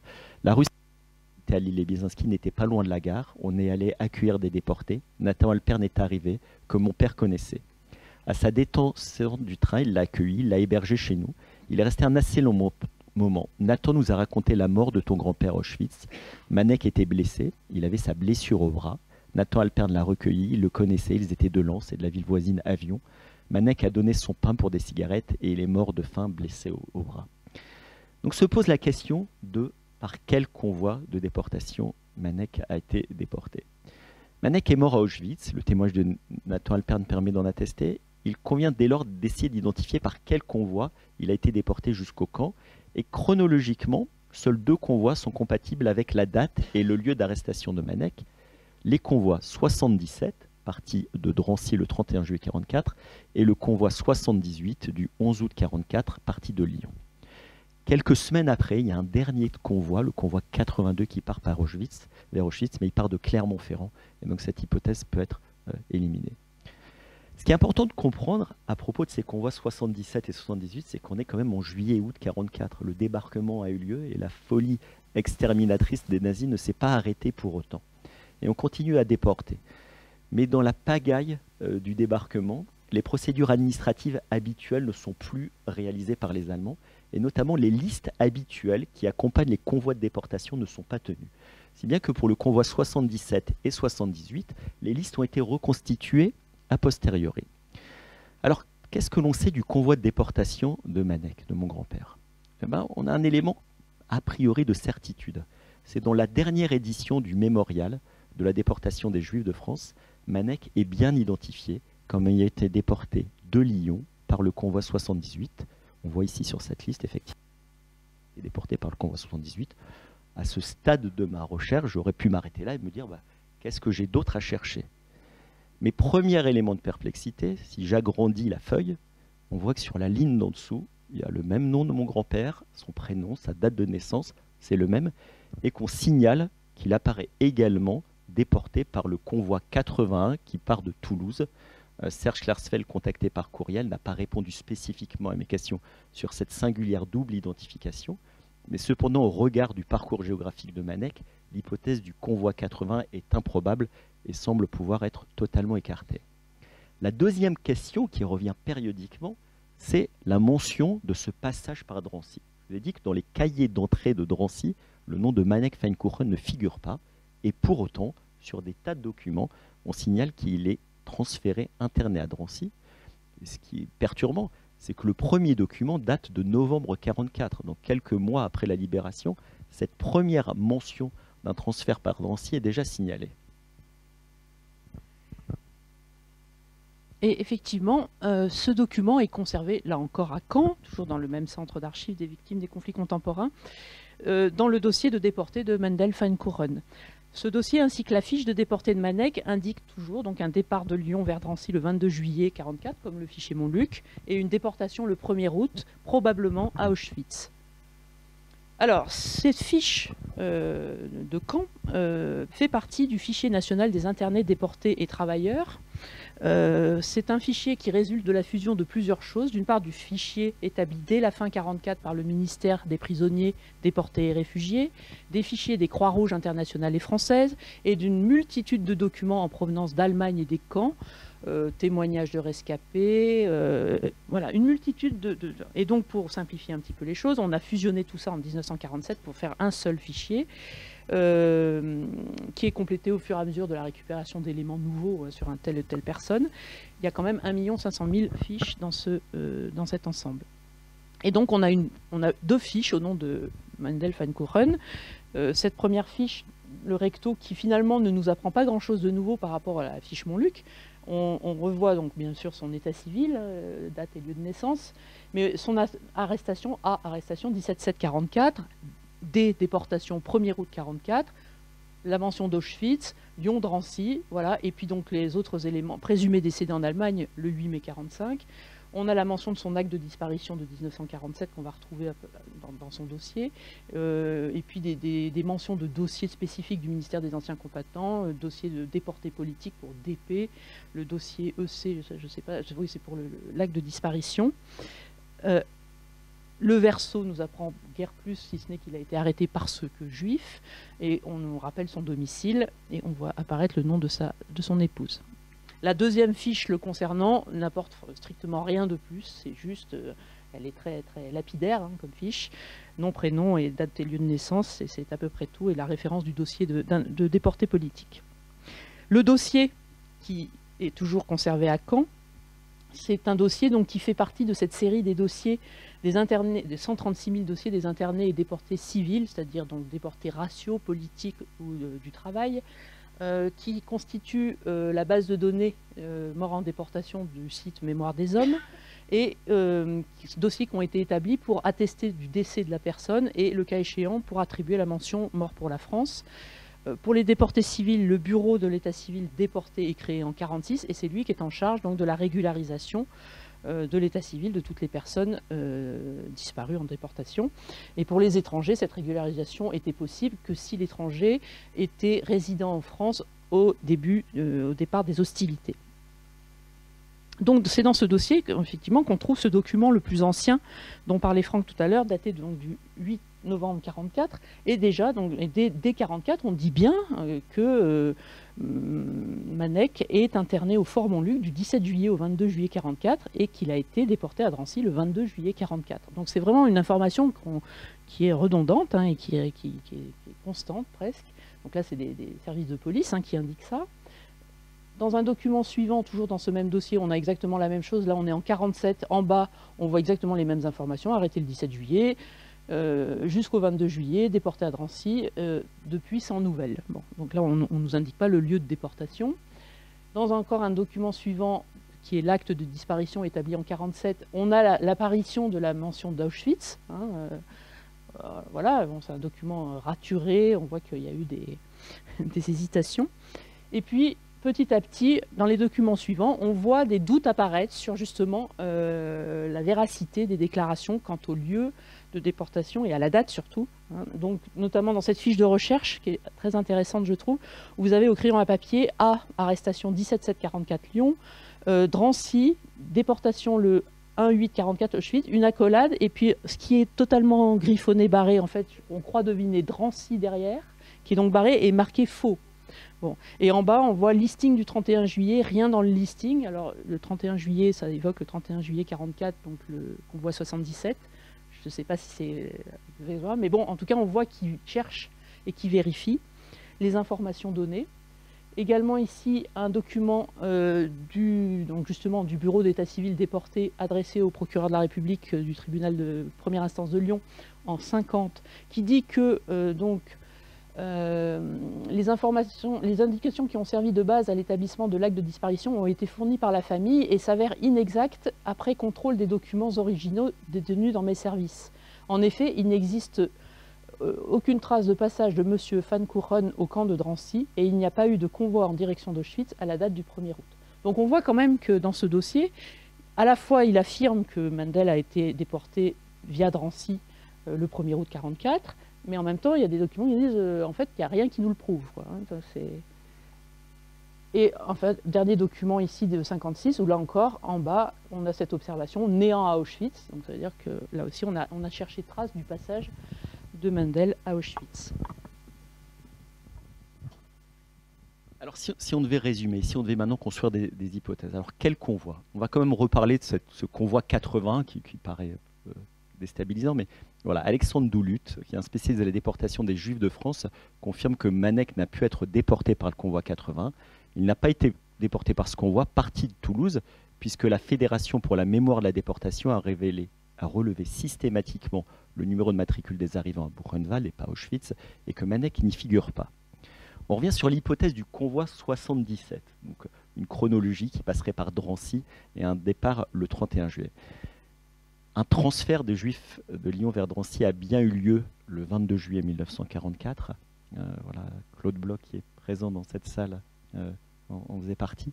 Les cahiers d'entrée de Drancy confirment que plus de 200 Lyonnais sont arrivés à Drancy avant le 25 juillet, mais que Manek n'apparaît pas sur cette liste.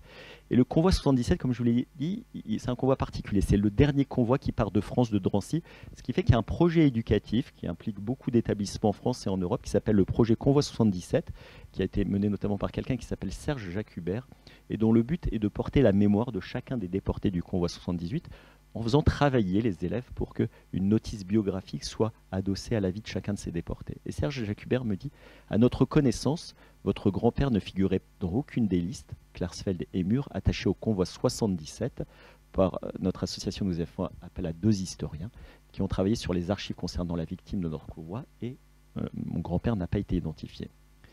Karen Tayeb, archiviste au Mémorial de la Shoah, évoque alors la possibilité que Manek ait pu être déporté vers Auschwitz depuis Lyon. En août 44, le 11 août 44, le convoi 78 part de Lyon. La liste du convoi 78 n'est pas une liste originale, mais une liste reconstituée après la guerre, et cette liste est de par sa nature incomplète.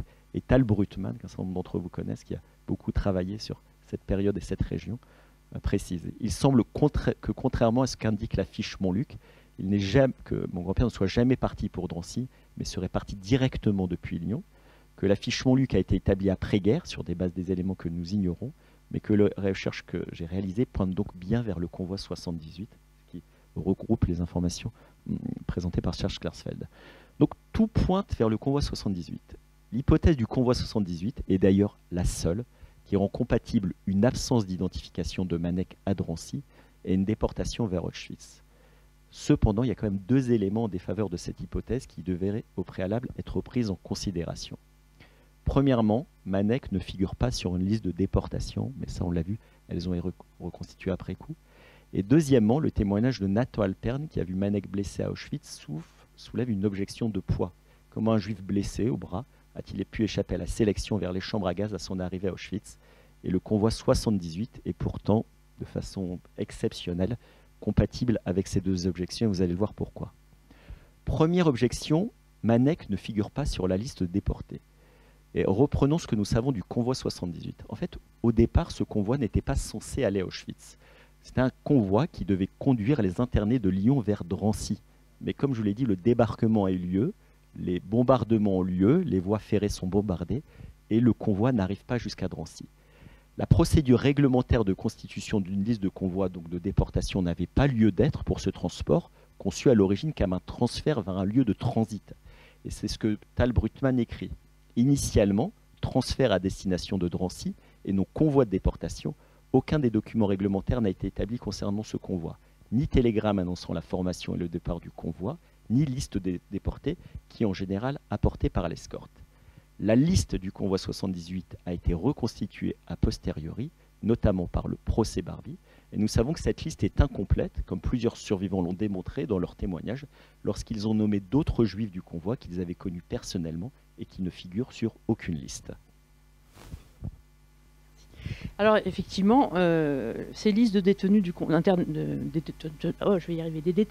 détenus internés à Montluc et déportés par le convoi du 11 août sont incomplètes et sont toutes reconstituées. Et effectivement, les archives du procès Barbie, que nous conservons ici, permettent de saisir la difficulté d'établir une seule liste et montrent bien la nécessité de croiser toutes les listes disponibles pour arriver à un résultat final. Alors, on a un procès verbal de synthèse dans ce fond du procès Barbie pour l'instruction contre Klaus Barbie, quand il y a l'instruction pour crime contre l'humanité et complicité pour la déportation justement de personnes à Auschwitz notamment. Ce procès verbal de synthèse illustre parfaitement ce que je viens de dire, c'est-à-dire que à la page 3, il établit une liste des voyageurs de ce convoi et il énumère les différentes listes sur lesquelles il a appuyé son enquête. Et donc, il reprend des informations données notamment par Serge Klarsfeld. Il a donc une liste du ministère des Anciens Combattants qui porte à 650 le nombre de personnes déportées par ce convoi, dont la moitié à peu près de juifs.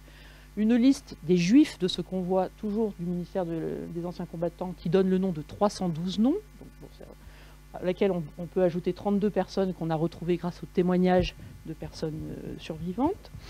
Le calendrier d'Auschwitz qui indique qu'un train est arrivé le 22 août 1944 avec 308 personnes à son bord, donc une différence seulement de 4 personnes par rapport à la liste du ministère des Anciens Combattants. Et donc dans l'annexe 5 de ce dossier d'instruction, on a ici la liste alphabétique du convoi 78 qui a été donc établie par l'enquête menée lors de l'instruction, et qu'on arrive à un nombre de 339 personnes juives déportées par le convoi 78.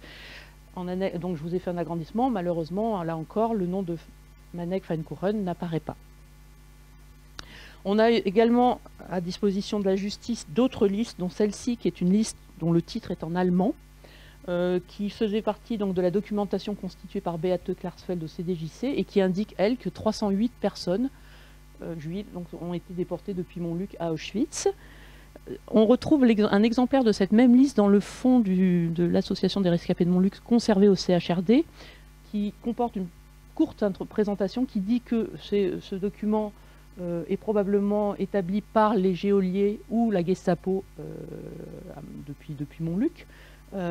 Et à la fin de ce document, on a également un tampon qui ressemble vraiment aux lettres ITS et qui pourrait laisser supposer que cette liste allemande provient du service international de recherche d'Arolsen.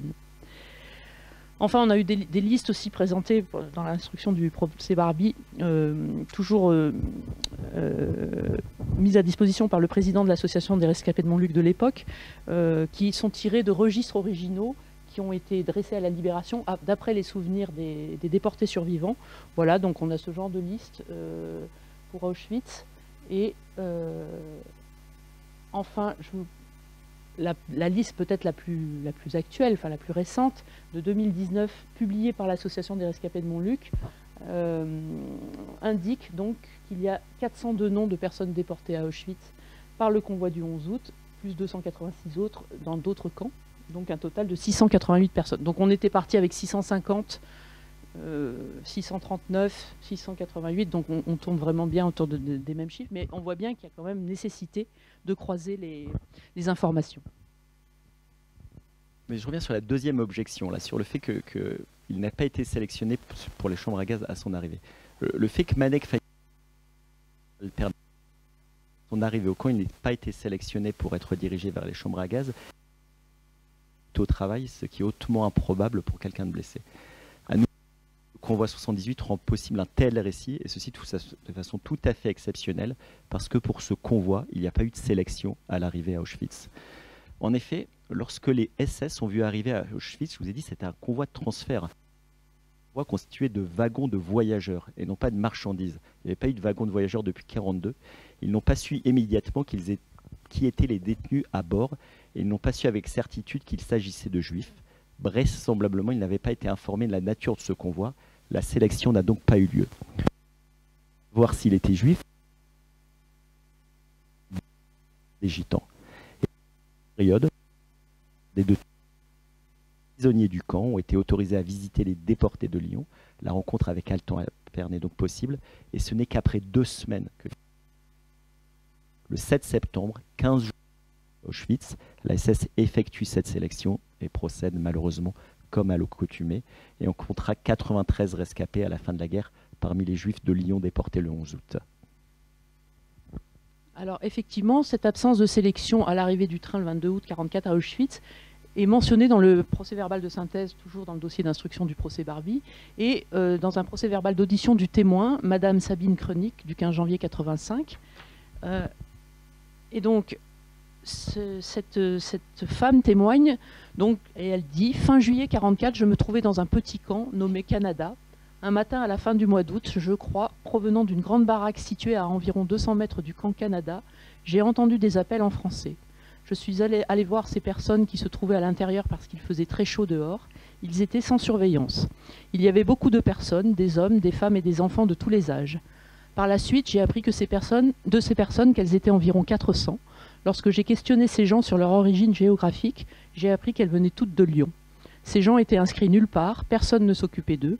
Je pense donc que ces gens sont restés là environ 8 jours.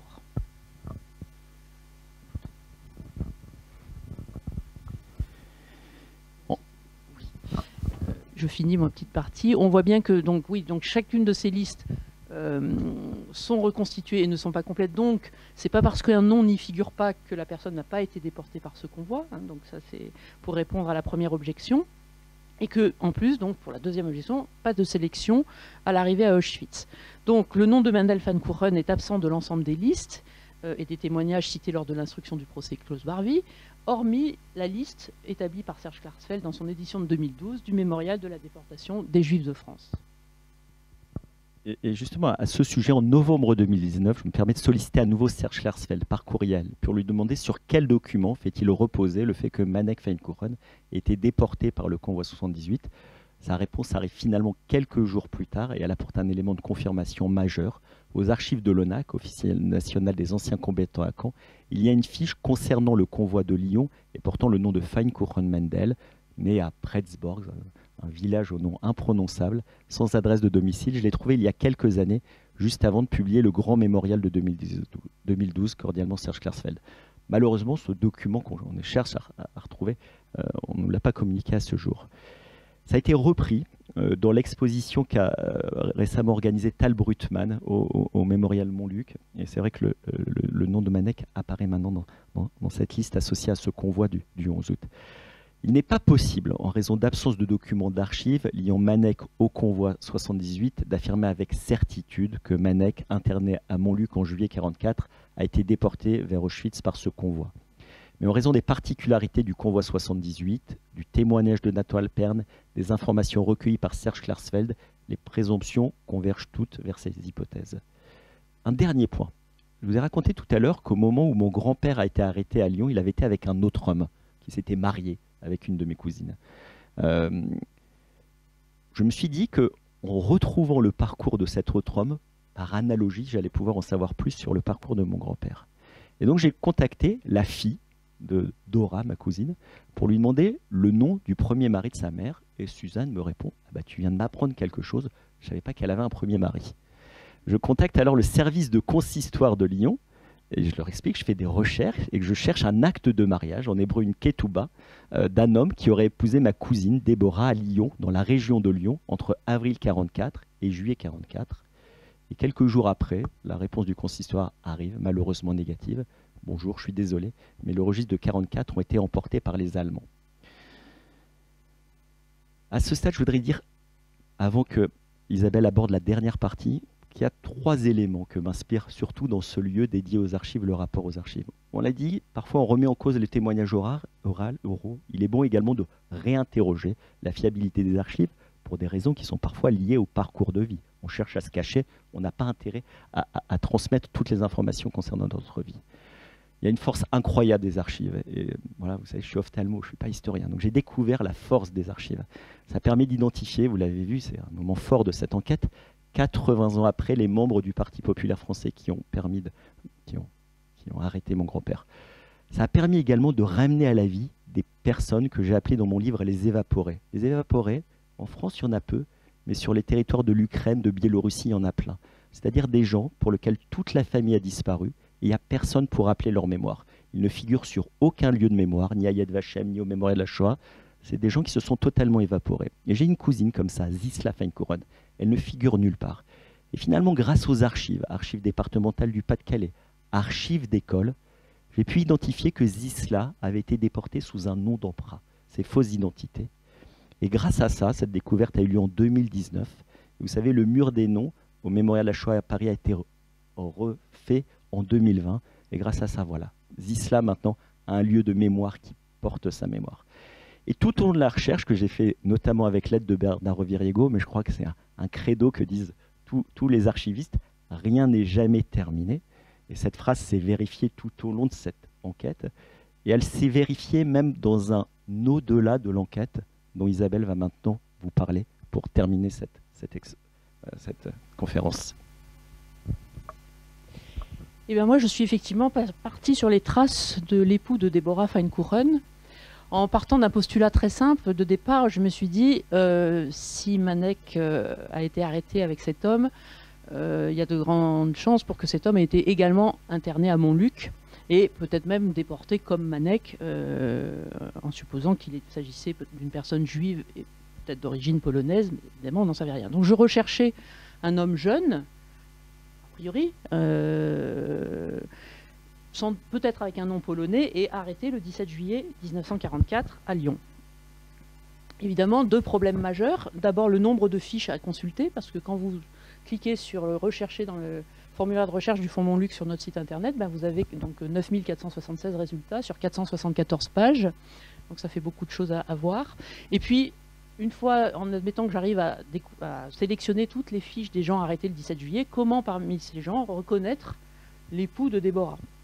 Alors, le premier problème, je l'ai amoindri, puisque j'ai fait un filtre par le type de fichier en sélectionnant uniquement les fiches du fichier déporté, en supposant que cet homme avait été déporté. Et là, je retrouve plus que 2621 résultats sur 132 pages.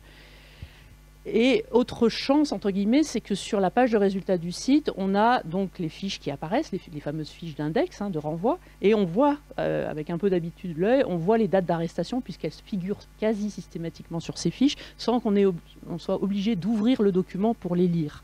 Donc ça fait quand même gagner du temps. J'ai quand même attendu la page 15 pour trouver le premier homme arrêté le 17 juillet 1944, un certain Robert Allem, évidemment sans que je ne puisse savoir à ce stade si ça pouvait être lui, l'époux de Déborah. Et puis, je suis tombée, au bout de quelques personnes retrouvées, sur une fiche qui là m'a posé question au nom de Léon Minewski. Voici donc cette fiche et ce dossier de Léon Minewski. Tout d'abord, sa fiche, qui déjà, premier point positif si j'ose dire, c'est que je vois qu'il a le même sort que Manek, c'est-à-dire qu'il est transféré à Drancy le 22 juillet 1944, comme Manek. Et la précision supplémentaire, déporté de Drancy le 31 juillet 1944, donc par le convoi 77 a priori. Et puis, donc, le dossier, qui ne se compose que d'une fiche de renseignement, comme le dossier de Manek-Feinkouren. Et là, je vois que l'âge, la date de naissance, colle, si j'ose dire. La personne est née en 1915, ça veut dire qu'elle a 29 ans en 1944. Elle est effectivement en âge de se marier avec une jeune femme de 20 ans ou 22 ans. Il n'y a rien d'incohérent là-dedans. Il est polonais puisqu'il est né en Pologne. Il est tailleur de profession. On sait que la famille Feinkouren était dans la confection également. Ça ne veut pas dire, ça ne prouve rien, mais disons que, bon, il est marié. Donc on se dit, ah, il est marié. Mais il n'a pas d'enfant. Enfin, en tout cas, c'est pas indiqué. Il est arrêté le 17 juillet, c'est important, et donc ensuite son transfert. Et surtout, donc, le premier choc de cette recherche, qui a fait sursauter de ma chaise quand j'ai vu ce dossier, c'est l'adresse, puisqu'on voit qu'il est domicilié 71 rue du Tonquin à Villeurbanne. Et moi, j'ai été sûre en lisant cette adresse que je l'avais déjà vue quelque part dans les dossiers, les documents sur la famille Feinkouren à Lyon. Donc je suis retournée voir toutes ces archives sur cette famille, donc les dossiers d'étrangers, mais aussi les documents judiciaires suite à la condamnation de Dora Feinkouren pour trafic de tickets de rationnement. On a les jugements du tribunal correctionnel, de la cour d'appel. On a le registre d'écrou de la maison d'arrêt de Saint-Joseph où elle a été donc effectivement incarcérée en janvier 1946. Et donc dans ces documents, j'ai commencé par les dossiers d'étrangers, j'ai feuilleté en me disant je suis sûre que, et effectivement dans son dossier d'expulsion, le rapport que je vous ai déjà montré à 2 reprises, le 10 mai 1946, on a une succession d'adresses et donc elle a habité ensuite à l'île Barbe, un quai Raoul Carnier, puis à Villeurbanne, 71 rue du Tonquin, et enfin à Lyon, 13 Monterrey, jusqu'au 10 janvier 1946. Donc bon, déjà, là, il y a quand même une coïncidence troublante, et les dossiers judiciaires confirment, puis alors, vous voyez sans doute pas beaucoup, mais en bas, l'avant-dernière ligne, ça la concerne, donc ça c'est le répertoire des affaires jugées devant le tribunal correctionnel. On voit qu'elle est apprentie coiffeuse, 61 rue du Tonquin. Le jugement du tribunal correctionnel nous dit la même chose. C'est la dernière personne, donc voilà, fille 2 et apprentie coiffeuse 71 rue du Tonquin. Les jugements d'appel également nous donnent exactement la même adresse. Il n'y a que le registre d'écrou de la maison d'arrêt de Saint-Joseph, je vous ai fait un agrandissement, qui donne le 13 Monterrey en janvier 1946. Donc il y a une petite contradiction entre le registre d'écrou et les jugements, mais quand même, dans 4 ou 5 documents, l'adresse 71 rue du Tonquin à Villeurbanne apparaît.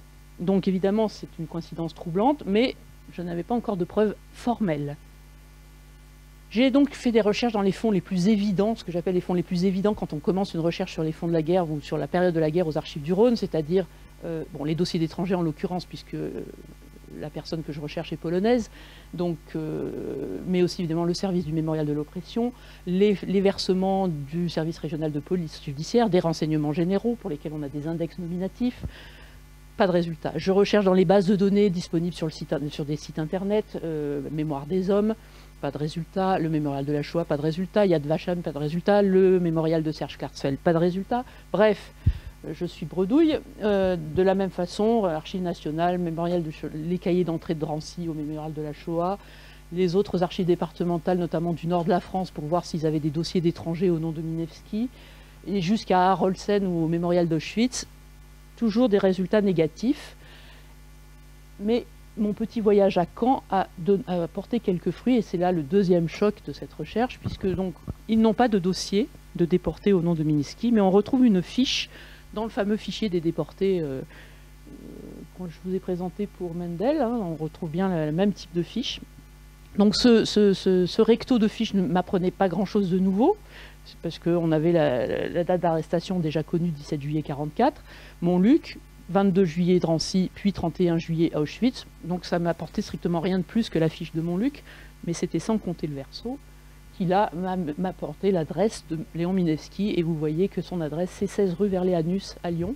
Donc là, ça a quand même apporté la preuve que cet homme habitait avec Manek Van-Couren, et que donc, comme les nombreux autres, et le récit familial et le dossier de la Cour de justice parlent de 2 couples plus un enfant, c'était effectivement le deuxième homme manquant qui se révélait être Léon Minevski. On ne connaît pas les significations des numéros barrés, là, peut-être des renvois à d'autres numéros de dossier, mais à Caen, ils n'ont pas su non plus me renseigner sur la question, donc là, ça reste une énigme.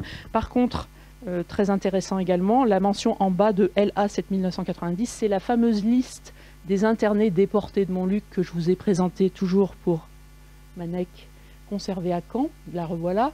Donc ça c'est la première page. Donc on retrouve bien donc Manek dans les lettres F, et dans les lettres M, on a Minevski-Léon qui est à peu près un peu plus bas que la moitié, où donc on voit arrêté le 17-7, déporté à Drancy, transféré à Drancy le 22 juillet et déporté le 31 juillet 1944. Et c'est donc cette liste, avec le fichier Monus, ce sont les seuls documents où on retrouve à la fois Mendel Van Couren et Léon Minevski. Donc là, avec ma certitude que c'était bien mon homme, si j'ose dire, je repars à la recherche d'autres renseignements sur lui, ici comme ailleurs, et donc je balaye très largement tous les fonds qu'on peut conserver sur la guerre et sur les recensements de personnes pour essayer de retrouver une trace.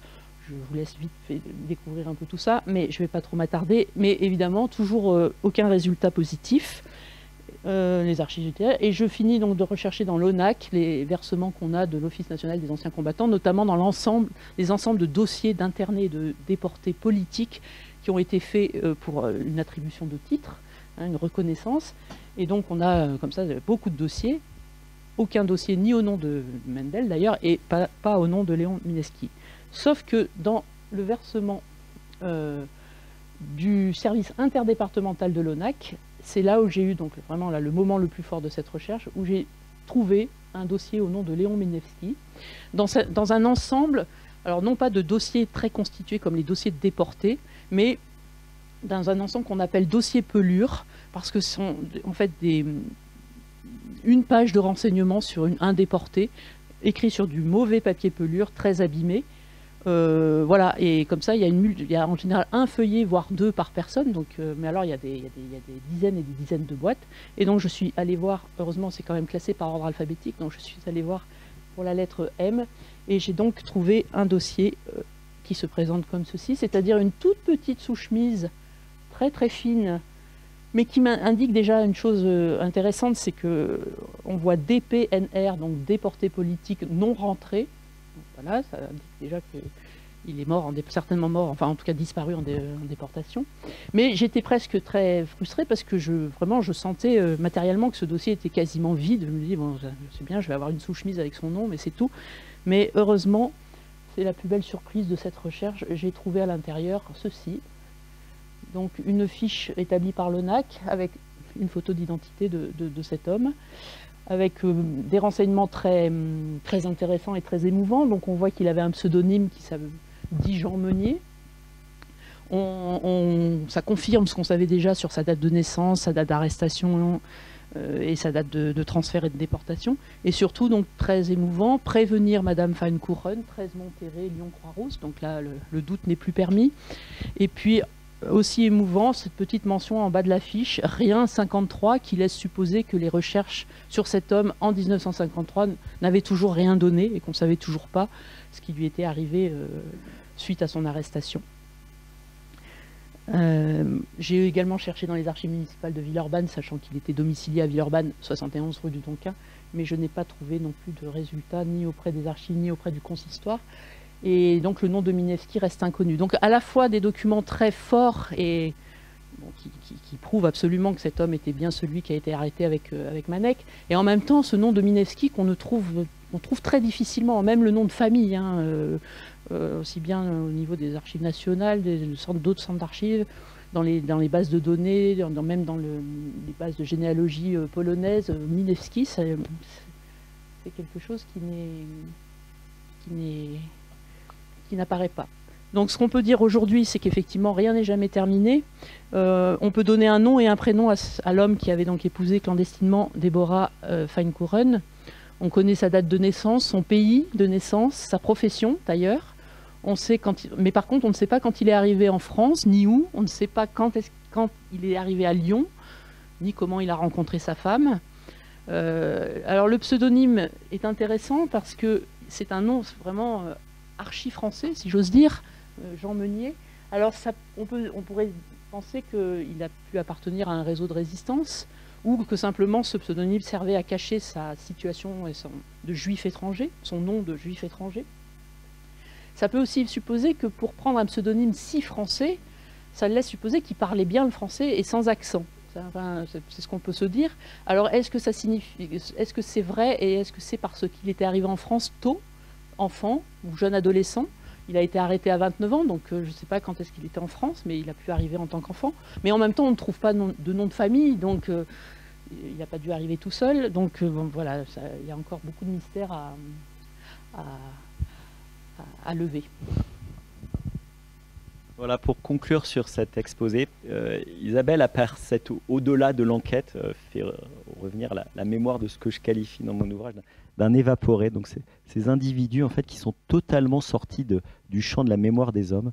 Et voilà, la prochaine étape auquel nous souhaitons nous atteler, de le faire inscrire son nom, sa mémoire dans les différents lieux de mémoire, à Yad Vashem, au Mémorial de la Shoah à Paris, pour que sa mémoire puisse être honorée. Voilà. Je vous remercie de votre attention.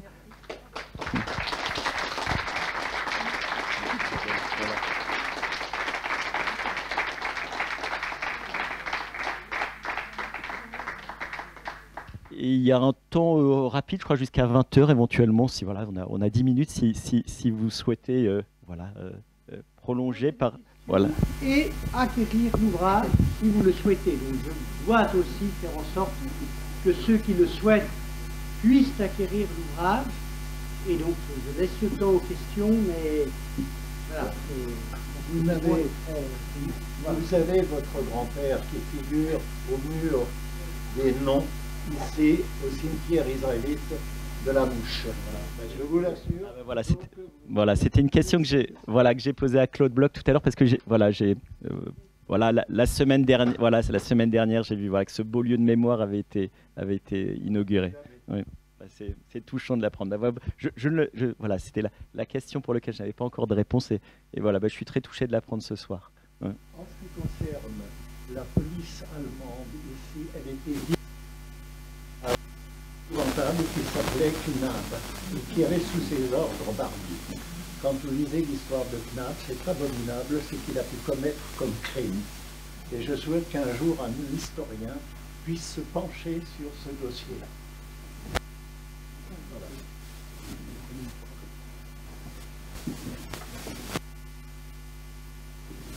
S'il y a ceux qui le prochain